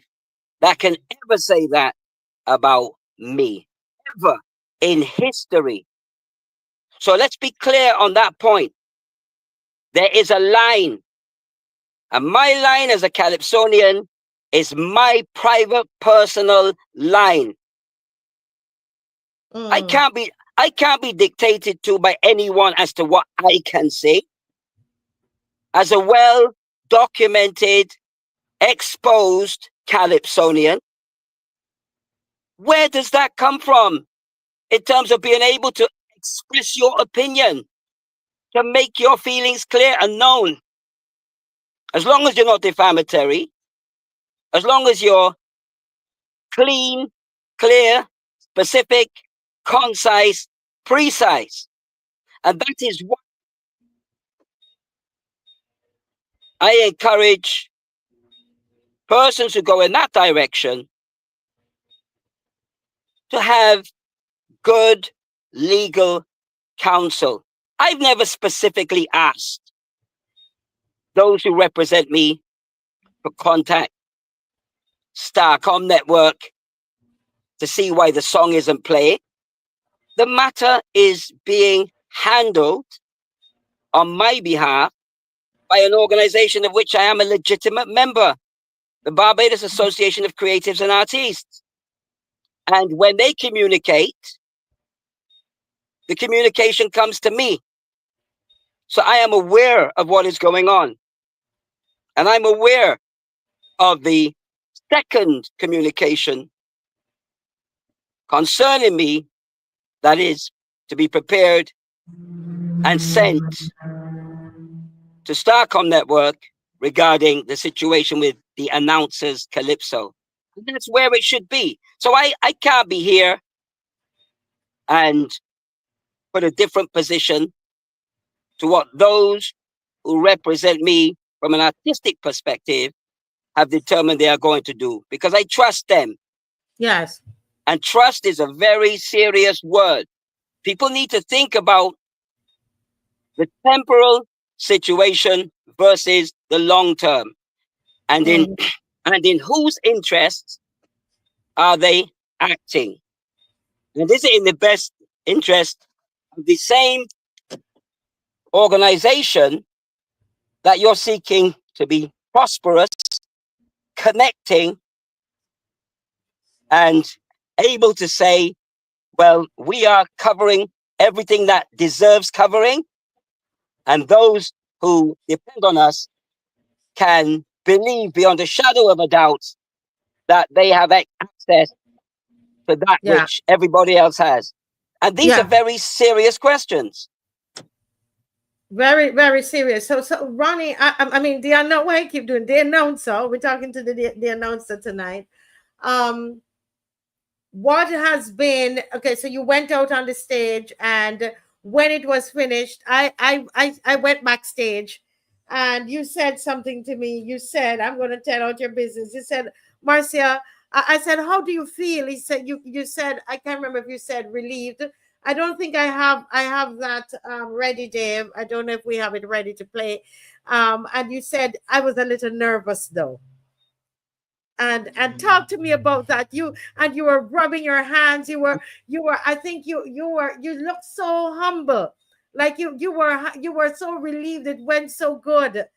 It really went really well. I mean, as somebody who, you know, I perform as well, and to see you there, what I, you know, I could tell you're in your, you know, you're in that moment, and you did really well.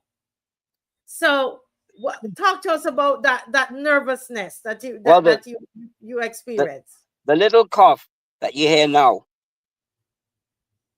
a few other Calypsonians may also testify that there's a strange pressure comes on your body and your voice and the ability to breathe and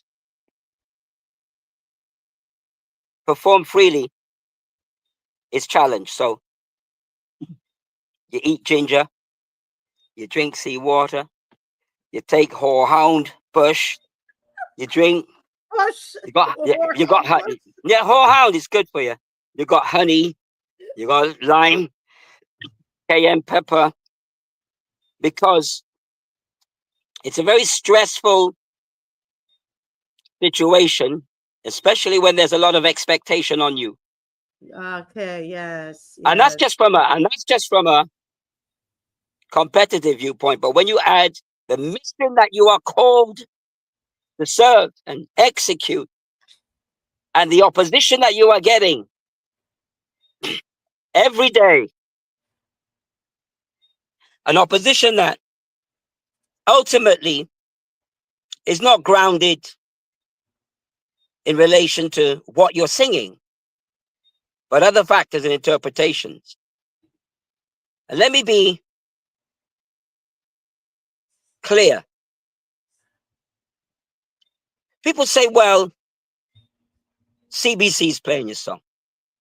Admiral's rinsing off your song. 94.7, 100.7. 94.7 is a sponsor of the By 10. the way, he was there. He was at the 10 for the judging. Do you know? And I saw him. People may not know, but he was my first manager when I was a rapper. And he was the biggest factor in trying to get me into radio and the media. So he's my mentor in that regard. And people know that we've had some very public disagreements. Yes, from a Calypso perspective. But he's also my first son's godfather. He was the first person to know, along with his then wife, that my ex-wife was pregnant. So Renee and Anthony, you know, they see me as Uncle Ronnie, and Ronnie Jr. and Renee and Anthony, they see themselves as brothers in a sense, and Raphael, the younger one, as well. But he doesn't mince words. And people say, well, you're actually the winner here, because with your song being banned, the public is motivated to support you. I want you to hear this. I've had people stop me in the street and say they don't listen to VOB anymore for Crop Over because they want to hear the announcer's song. And where used to give them everything they want for Crop Over, they feel right now that they can't afford to miss this part of Crop Over and monitor the progress. Now, how am I supposed to feel about that?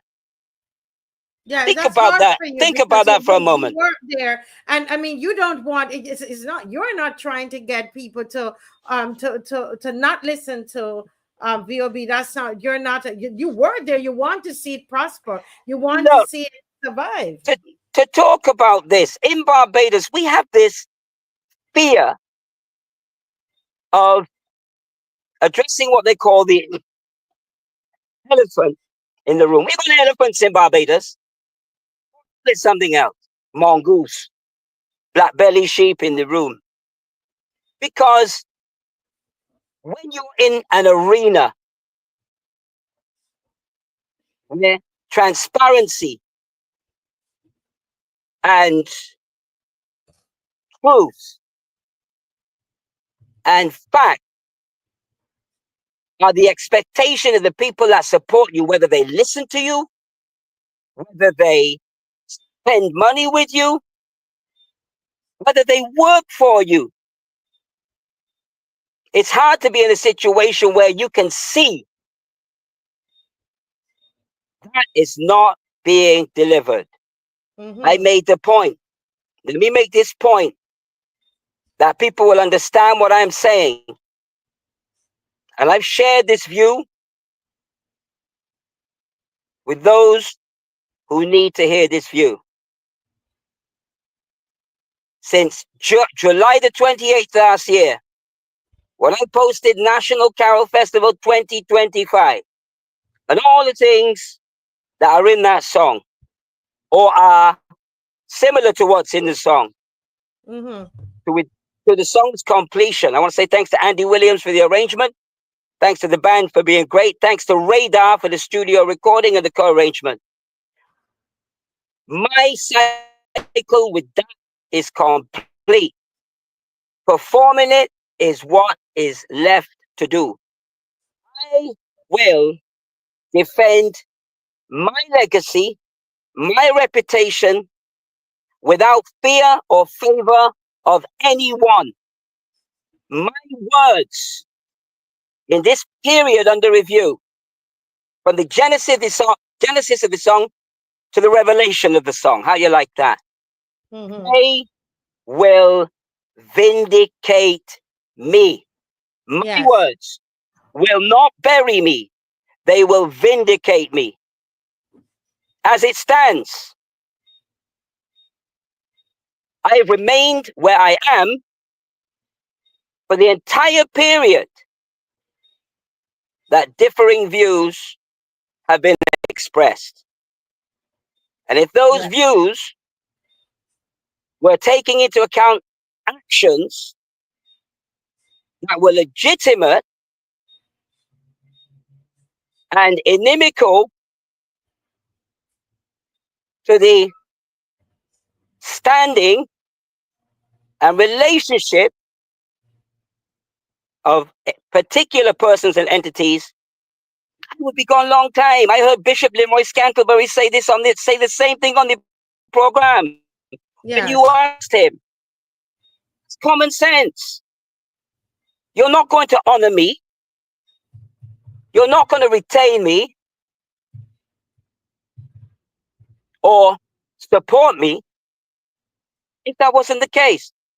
But I reserve the right, because the freedom of expression to bring clarity to what is happening is paramount to me.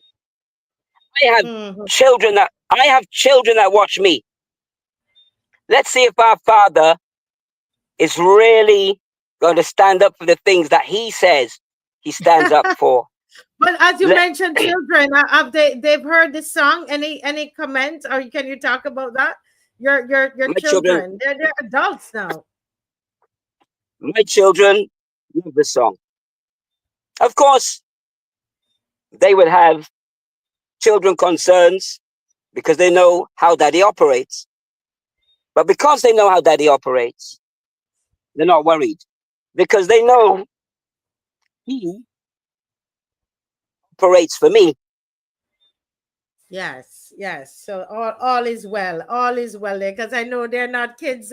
They're not kids anymore. So now you I mean, it seems like each time you were getting ready to perform, opening night, you had a letter. Then it seems like now judging, the day for judging, Monday, you had a serious sit down, a meeting, it appears. Well, I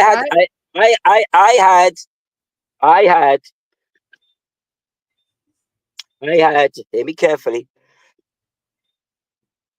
a serious exchange of difference of opinion.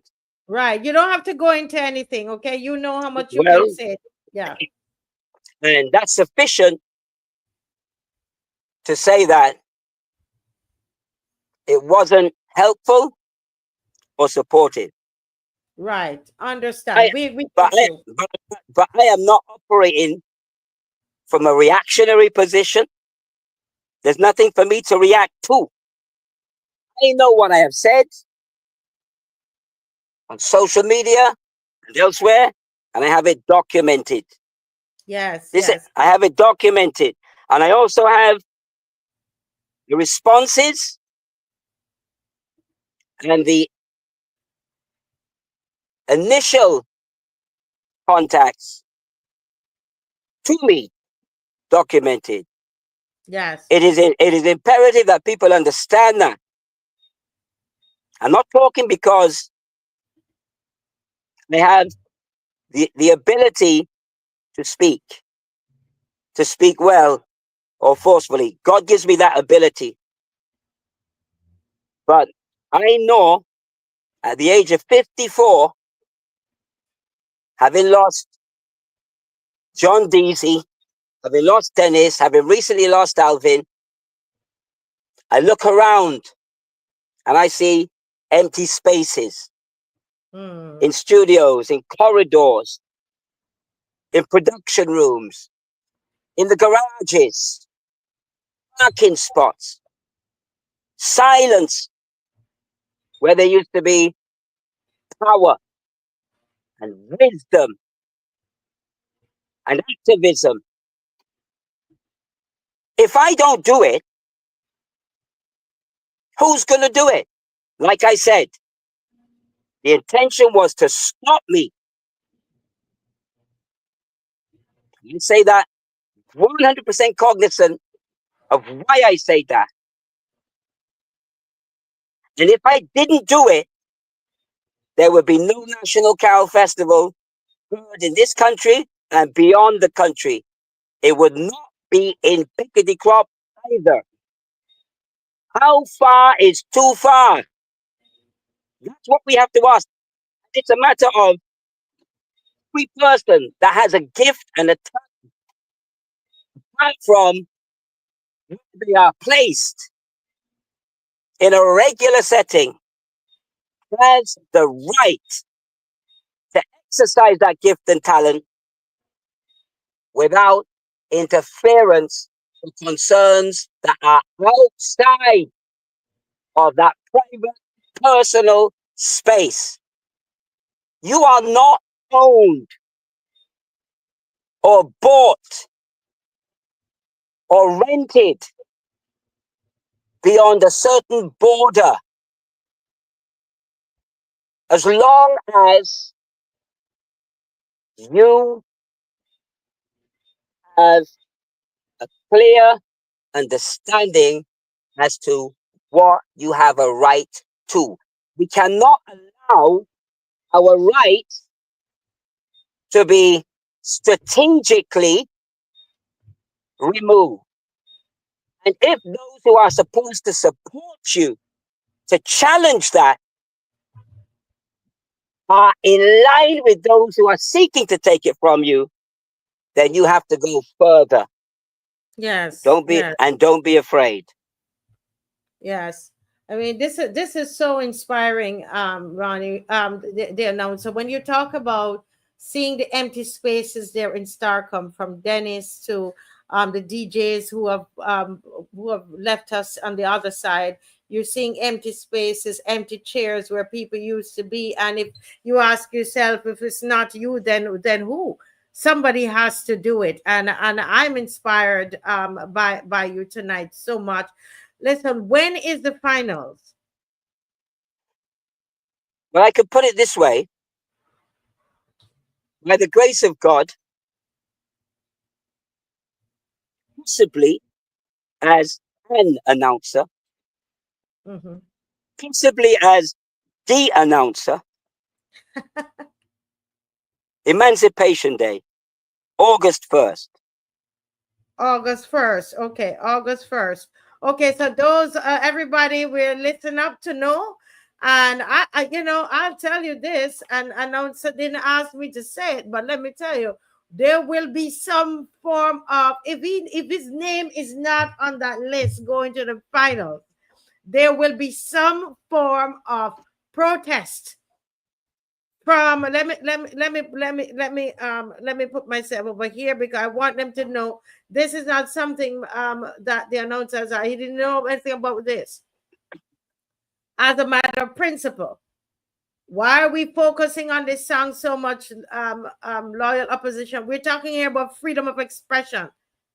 It's the same thing that they wanted to do with the cybercrime bill. So if we cannot support the announcer, what's the point? Why did we go to Washington? Do you understand? Why did we go to Washington? This is it. We're living this out in real life right now. All right. So we're listening for when they announce the 16? Is it 16 people? Could be. How many? I can't remember. But there's supposed to be a certain number. If you know the number, you can tell me. 16, I believe, 16. Right. I that's what my memory tells me, 16. Let me tell you, we are going to, there must, because I hear the messages, I see the calls.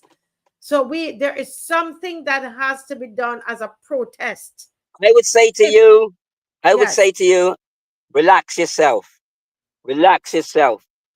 As it relates to the Calypso competition, there are 3 more tents to judge after tonight. Stray Cats tonight, Super Gladiators the day before.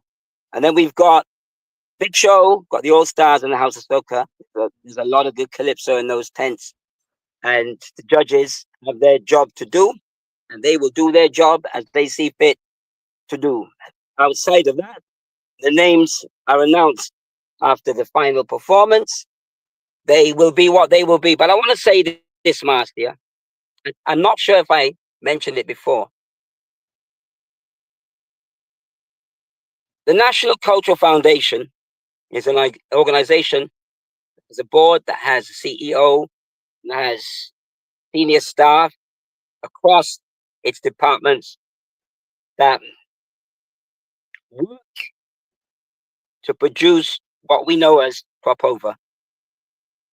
I have no doubt that people work as hard as they can, the best that they can, the people we know and the people that we don't know.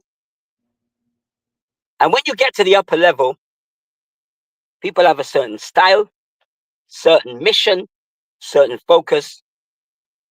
And sometimes supporting that means saying things, doing things that will result in disagreement, disaffection,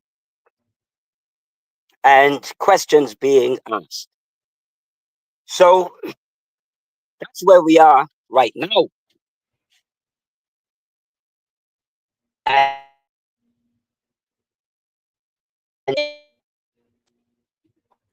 Okay, you're okay, then go we ahead. have a problem. Then we have a problem. But I don't have any enemies at the National Cultural Foundation. Certainly, the CEO is not one.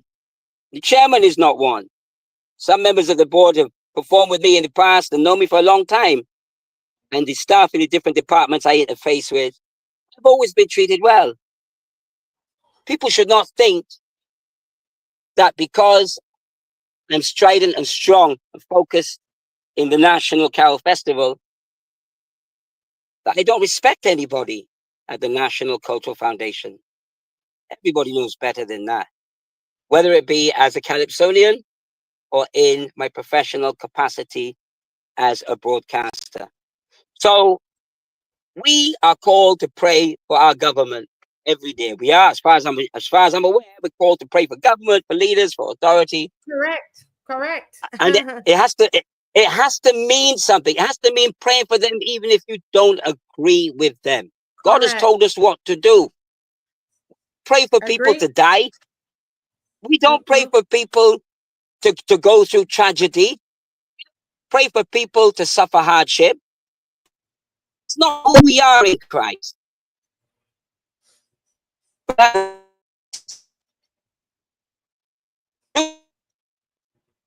right.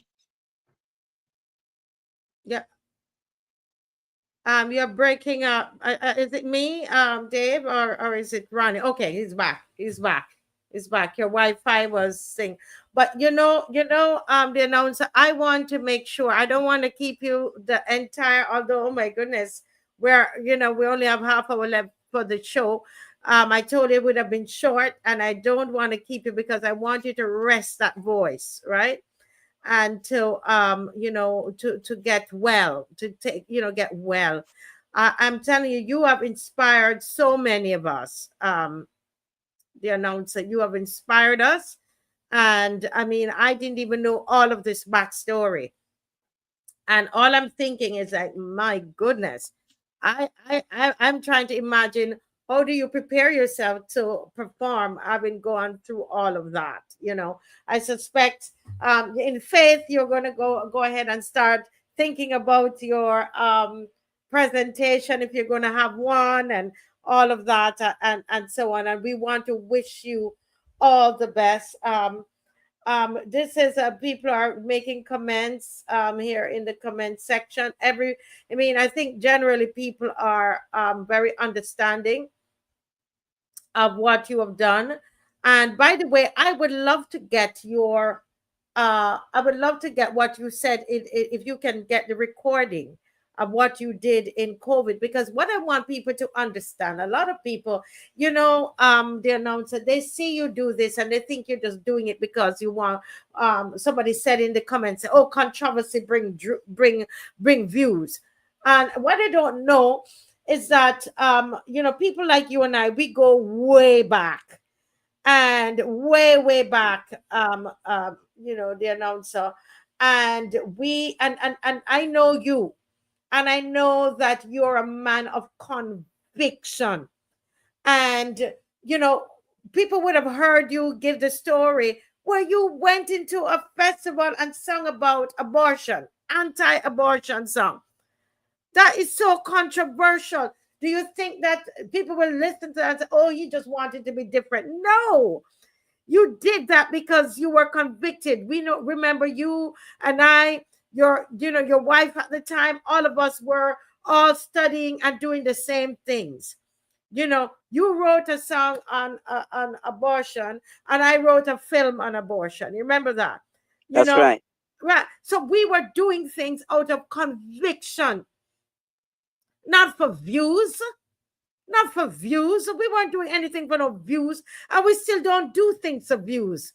We know people like ourselves, the announcer, you do stuff, they're gonna lash us for it. You know that, but you go ahead and you do it. And that's why, one of the reasons I said to myself, we've got to rally around you. And why I can say, and when we were leaving, somebody said to me, if they'd leave him out, we're going to boycott all the other events. You didn't say that. You were on stage. You were leaving stage, but we were leaving. When you were done, we were leaving. Well, I did listen. No. I did listen to a bit of Kid Sight, and then I left. But I'm saying to you, Ronnie, is this, that if it is that when we hear the names, and it's not called on a matter of principle, regardless of who you were and what organization it was, we've got to stand with you. That's just what we do. And it's not just me saying it, it's what people are messaging me with. And we want to wish you all the best. I want to, just take encouragement and be encouraged. Be encouraged. And I tell you something, I put out, I see Dwayne Grazette on here, and almost everything that you sang in the song, Dwayne came on this show, Ronnie, the announcer, and he spoke about it on the show. Last year, he did. I did a replaying of the show of his, and the views were all up there again. But he said it. And I remember, that's why I went for the show and put it out. So people will recognize that it's not just, you don't want to just, it's not a thing you're trying to make trouble. You're speaking facts. Dwayne Grazette spoke about it right here on the show, sir. I don't know if you're aware. Yeah, I saw some of that rebroadcast, and I remember catching some of it last year. Very consistent, and like you said, you can pull up these files at different times, and they're still relevant. The names and actors may have changed in certain arenas, but the points are still there to be made, explored, and discussed. Yeah, yes. Well, we wish you all the best. And as I said, I don't want to tire you out.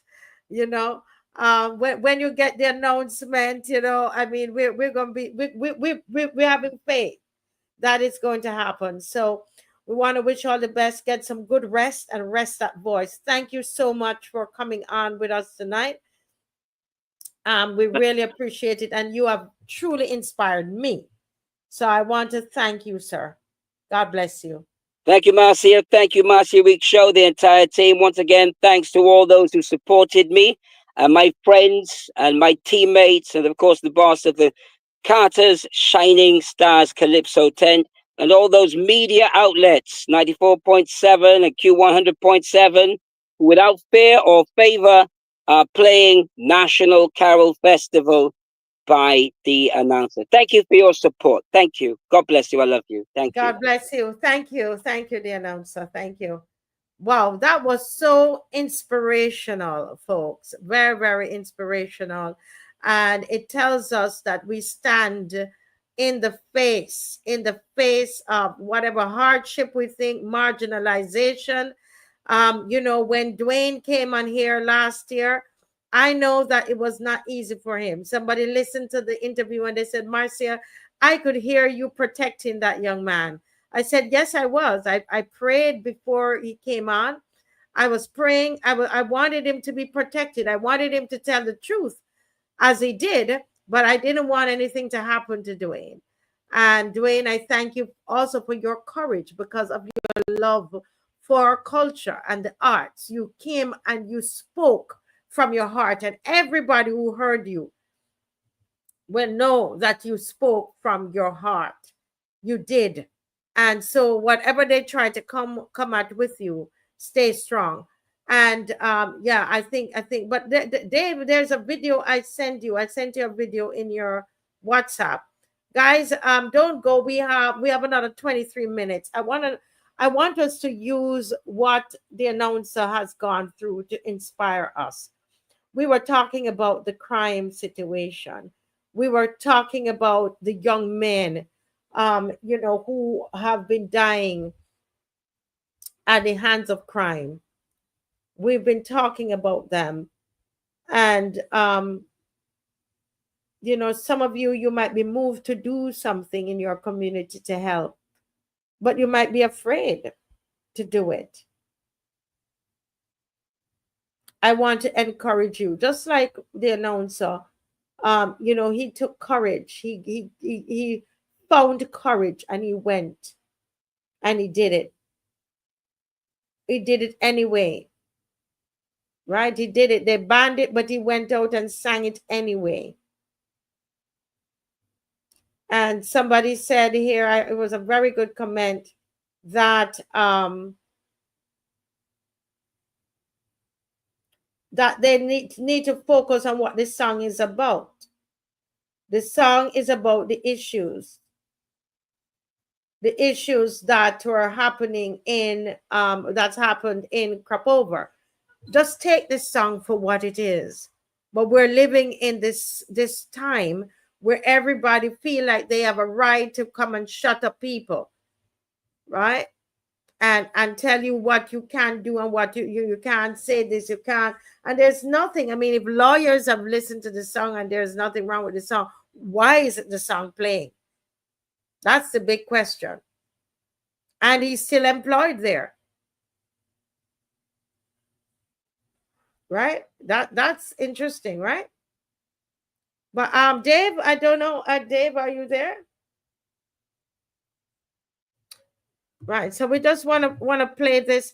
And I want to go back to the crime situation. Anybody out there, is there anybody out there that's part of a neighborhood watch? Anybody part of a neighborhood watch? But before I do that, on the 20th, this Sunday coming at 4:30. This Sunday at 4:30, you can hear the announcer. He will be singing right there at Praise Academy, right? Walk Holy is having a concert. Walk Holy is having a concert, and this is his roots, right? Walk Holy is his roots. And so there's a fundraising concert that is going to happen on the 20th. The announcer in sight, Sammy James, Mr. Blood, Lady Virtue, James Nickham, and many, many more, all in aid of the Walk Holy Movement Band. I don't know if Dave can turn it up. It's a bit low. Since 2002, donation just $20. Your support helps keep Walk Holy marching strong in 2025 and beyond. Don't miss it. Mark your calendar and be there. MC will be Lyrical the Deliver. Barbados on Sunday, July 20th at 4:30 p.m. It's an evening of pure soca and sharp biting commentary presented by the Walk Holy Movement Band at Praise Academy on Upper Calamara. Featuring the Apache, Colin Spencer, Richard Antonio, Donella, the announcer, Kid Sight, Sammy James, Mr. Blood, Lady Virtue, James Nickham, and many, many more, all in aid of the Walk Holy Movement Band 2025, keeping the culture alive since 2002. Donation just $20. Your support helps keep Walk Holy marching strong in 2025 and beyond. Don't miss it. Mark your calendar and be there. MC will be Lyrical the Deliver. Let's keep the flyer there, Dave. Keep the flyer, the last thing. Okay. So that is going to be, so people, if they want to take a screenshot of it, this is Sunday. And you notice we're starting it at 4:30. The reason 4:30, so it can be finished early and you don't have to be worried, you can get home. All right. So, so you're going to have Kid Side, the announcer, and Kid Side has a very powerful song as well. Kid Side, the announcer, Blood, Donella, Richard Antonio, the Apache, Sammy Jane, Colin Spencer, Julie, James Leacock, and many more. And that's 20th of July, 2025, next Sunday at 4:30 p.m. And that's Upper Column Remark, and it's $20. So your donation to get in. And that helps us to be able to, put the band on the road. And also, as you can see, we do a lot of giveaways, etc. At that time. All right. So come on out. Come out. Bring the family. Everything we do is a family event. So you can bring the family and let them enjoy the good Calypso, good Kaiso, good culture with good people. And we're going to have a good time. It's going to be real, real good. All right. So make sure that you come out on Sunday. But before you go, I want to talk to you all about neighborhood watches. Anybody out there part of a neighborhood watch? Are you part of a neighborhood watch? And if you're part of the neighborhood watch, is it working for you? Anybody out there part of a neighborhood watch? Yes, we're going to come to that very soon. That's on the screen, but just let me go through this. I want to just to make this, to say this. Anybody, let me wait. I'm waiting to see anybody out there part of a neighborhood watch. And if you are part of the neighborhood watch, is it working? No, nobody part of a neighborhood watch? Yes. Okay. Donna said yes. And Donna, is it working? Is it neighborhood watch working? None in, Teroni said no, none in the area. Okay. Anybody? Yes, Judy, the next one is going to be motorcade is August 10th. Yes, write it down. Anybody else? Only Donna alone, part of a neighborhood watch? Judith Ann Clark said not part of one. Okay, Donna says it's working. Okay, it's working. All right. Now, let me just share with you just some steps. If you are in, if this is something that you think that would be beneficial to you, I want to give you some tips on how to get started. But even before that, why do we need neighborhood watches? Anybody, write in the comment section. Crime is on the rise. Our communities are being targeted. Thieves and violent criminals, they're operating where people are silent, and especially if you're unorganized, right? If you're not organized, then they will get away easier with crime. The police can't be everywhere. We know that in Barbados, we're understaffed here. So what has to happen is that we must take responsibility for our own safety by staying alert and by working together. And that is the premise behind the neighborhood watch, that the police can't be everywhere. So we're going to take responsibility for our own safety. We're going to stay alert and we're going to work together. Criminals, they fear united communities. Criminals fear united communities. A neighborhood that watches out for each other, it's harder to infiltrate and to do crime in that community. Not that you won't have, I'm just saying that it's harder if you are united. And of course, you know, the neighborhood watch is going to build community. It's not just about crime, but it's about knowing about your neighbors, about your children, right? You're rebuilding trust in the community. And the reality is that we can't wait on corrupt leadership. We could tell this leadership, the leadership here, they're not serious about what they're doing. If those in power are part of the problem, the people must be part of the solution. And how to start or maintain a neighborhood watch. Meet your neighbors. Create a communication group. Designate block leaders or street captains.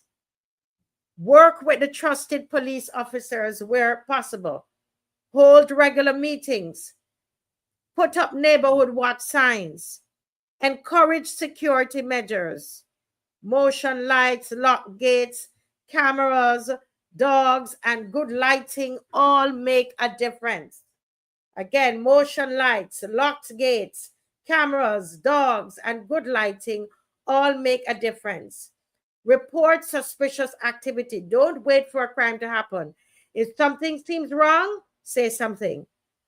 Support victims in the community. Let people know they're not alone after a break-in or an attack. Stay active, don't relax. Criminals strike when we stop watching. Stay alert, stay organized. All right, so those are just some few points that I wanted to share with you about neighborhood watches. Okay, so people are saying that they have cameras. Yes, the neighborhood watch forms an extended fence for more security. Correct. Yes, very important. Now, Dave, I just want to put this up, Dunksman, and I promise you that something that he brought up, and I did a whole research on these Zippy Taxis and wanted to do it tonight, but the segment with the announcer went a bit longer, but I thought it was important, so we just let it go longer. We did not talk about the Zippy Taxis, but I want us to just play this, Dave. Thank you. Hi, beautiful people, your friendly Dunksman here. I'm here to talk about this new Zippy Taxi service that's supposed to be introduced shortly or soon, whatever. But right now, I'm a little confused. Not only confused, I lost. I already understand what's already going on. What you can tell me is a taxi driver, and Barbados has been or is, whatever English want to put it, being saturated with taxis. In other words, I got enough get taxis in Barbados. Enough. Real get enough. And so they be late. It'd be hell to get a job.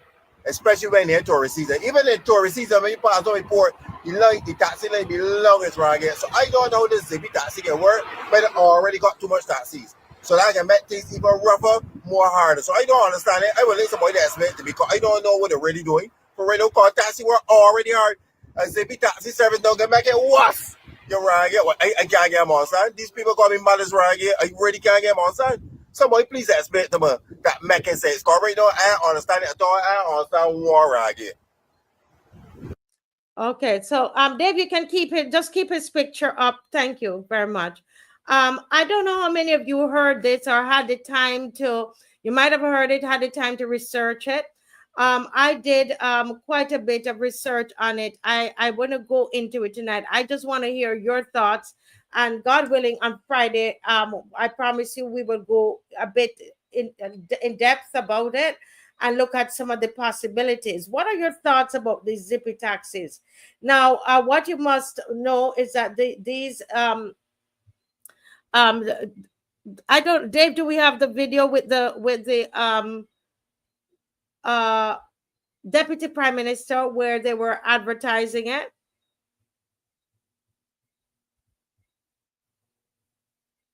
You know, that, you know, she was driving one and all of that. How many of you saw that? Now, I had the opportunity of speaking to a few independent taxi owners before the show, and all of them shared the same sentiment. And I want to do justice to it. I really, really want to do justice to it. And so I don't even want to go into the research more than to say that they are really concerned about their livelihood. They are saying, if the market is already saturated, why would the government? And I'm saying the government because they when I say the government, I know it seems to be a private owned entity. It seems that way. But from all the indicators, it seems as though this is endorsed by government. And remember that it was promised that if you are going to do any kind of electric, that these electric taxis or whatever, you're anything out like this, that's going to have climate change, right? Because these are electric taxis, right? Then there are going to be subsidies and so on. So I don't know as yet how much first of all, we need to know who is the owner of Zippy Taxis. Who is the owner? And did the government give them any subsidy for this? Was this subsidized? In most countries in the world, I'm going to show you next show, this is subsidized. So the question is,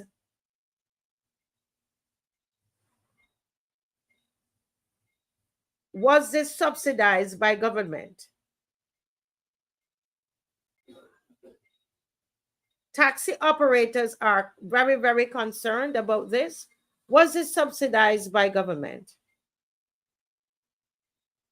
And did they stop to think about the impact on the independent taxi owners?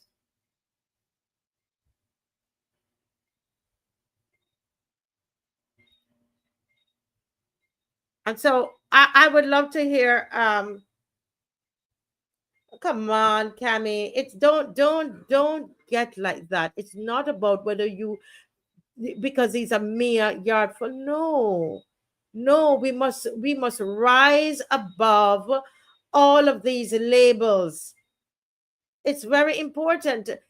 What the point he's making is a good point. And as I said, I spoke to taxi owners and they are concerned. They are concerned. So we don't care whether he's a mere person or not. That's not, no.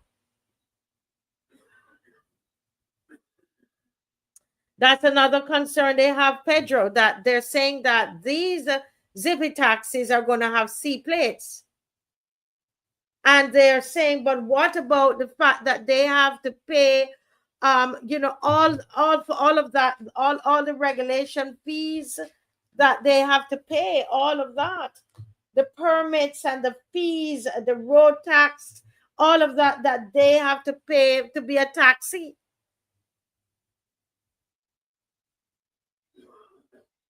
Does anybody know if this is which company owns Zippy Taxis?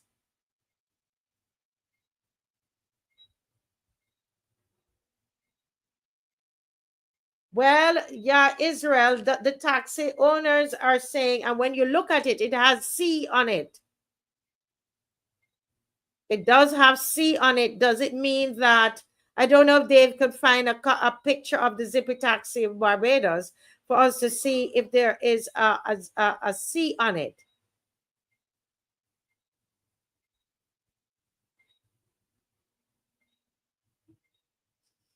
Yes, it's a joint initiative between the Hussar Motor Corporation and the Alliance Owners of Public Transportation. Hussar Motor Corporation, led by President Jerry Lacan. Okay, interesting. Thank you for that, Sonny. Actually, I was supposed to message you about it. Yeah. Somebody's saying that it's not going to not going to have the C that it's going to have Z when they're finished with it.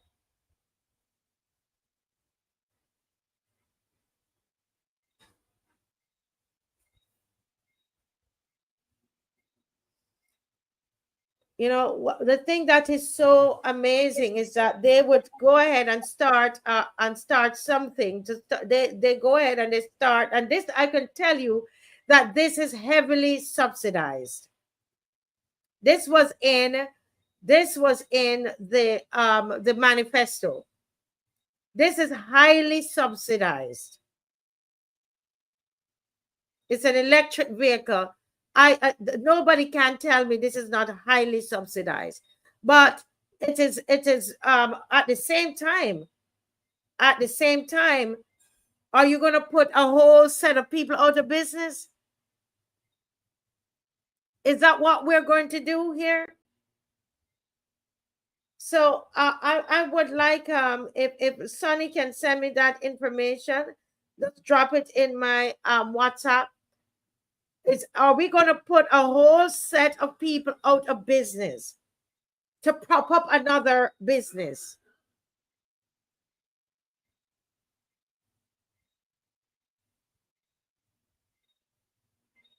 Wow. Okay, well, you're saying that the C is just a demonstration that they were going to get the Z.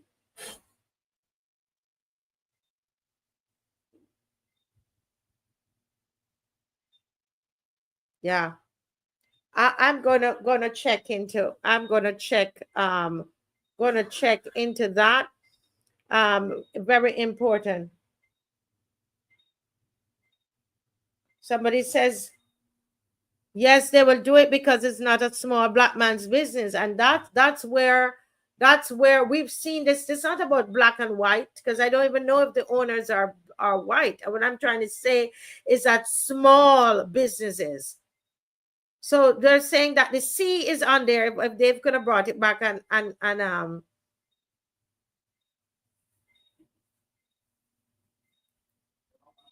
if you could bring back the car and let us see the C on it.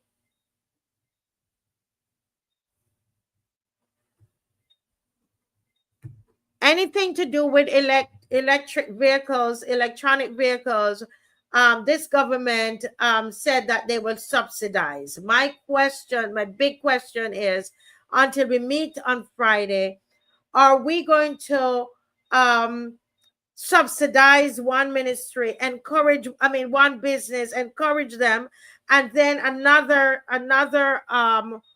a set of people, entrepreneurs, are put out of business? Does that make sense?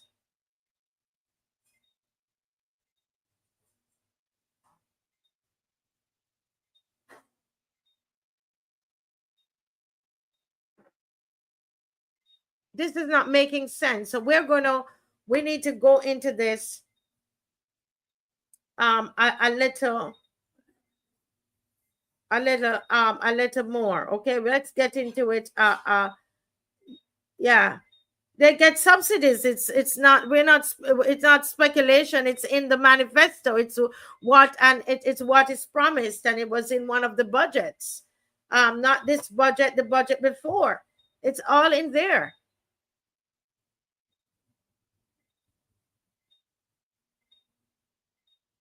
Right?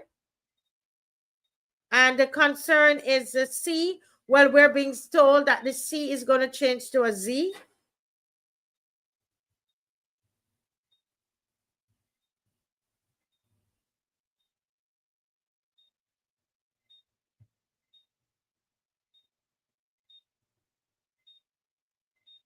Again, government putting the local man in more hustle.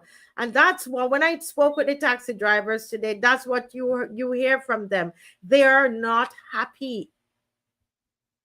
They are not happy. But we're going to pick this up next show, God willing. Thank you all for joining me tonight. It was a real pleasure being here with you tonight. Missed you on Sunday. And I'm happy, really happy. This is a joy for me to do, and because it's a calling. And thank you all so much for being with me tonight. And I trust you learned something. And there was a video I was going to show. We'll do it at another time because it's 10 o'clock. Okay. But thank you all for joining, and bless you, and see you on Friday. All right. God bless you. I don't know if Dave, you have anything before we go? I'm not seeing any messages, so I'm going to close out. All right, folks. God bless you. Bye-bye. It was wonderful. Bye-bye.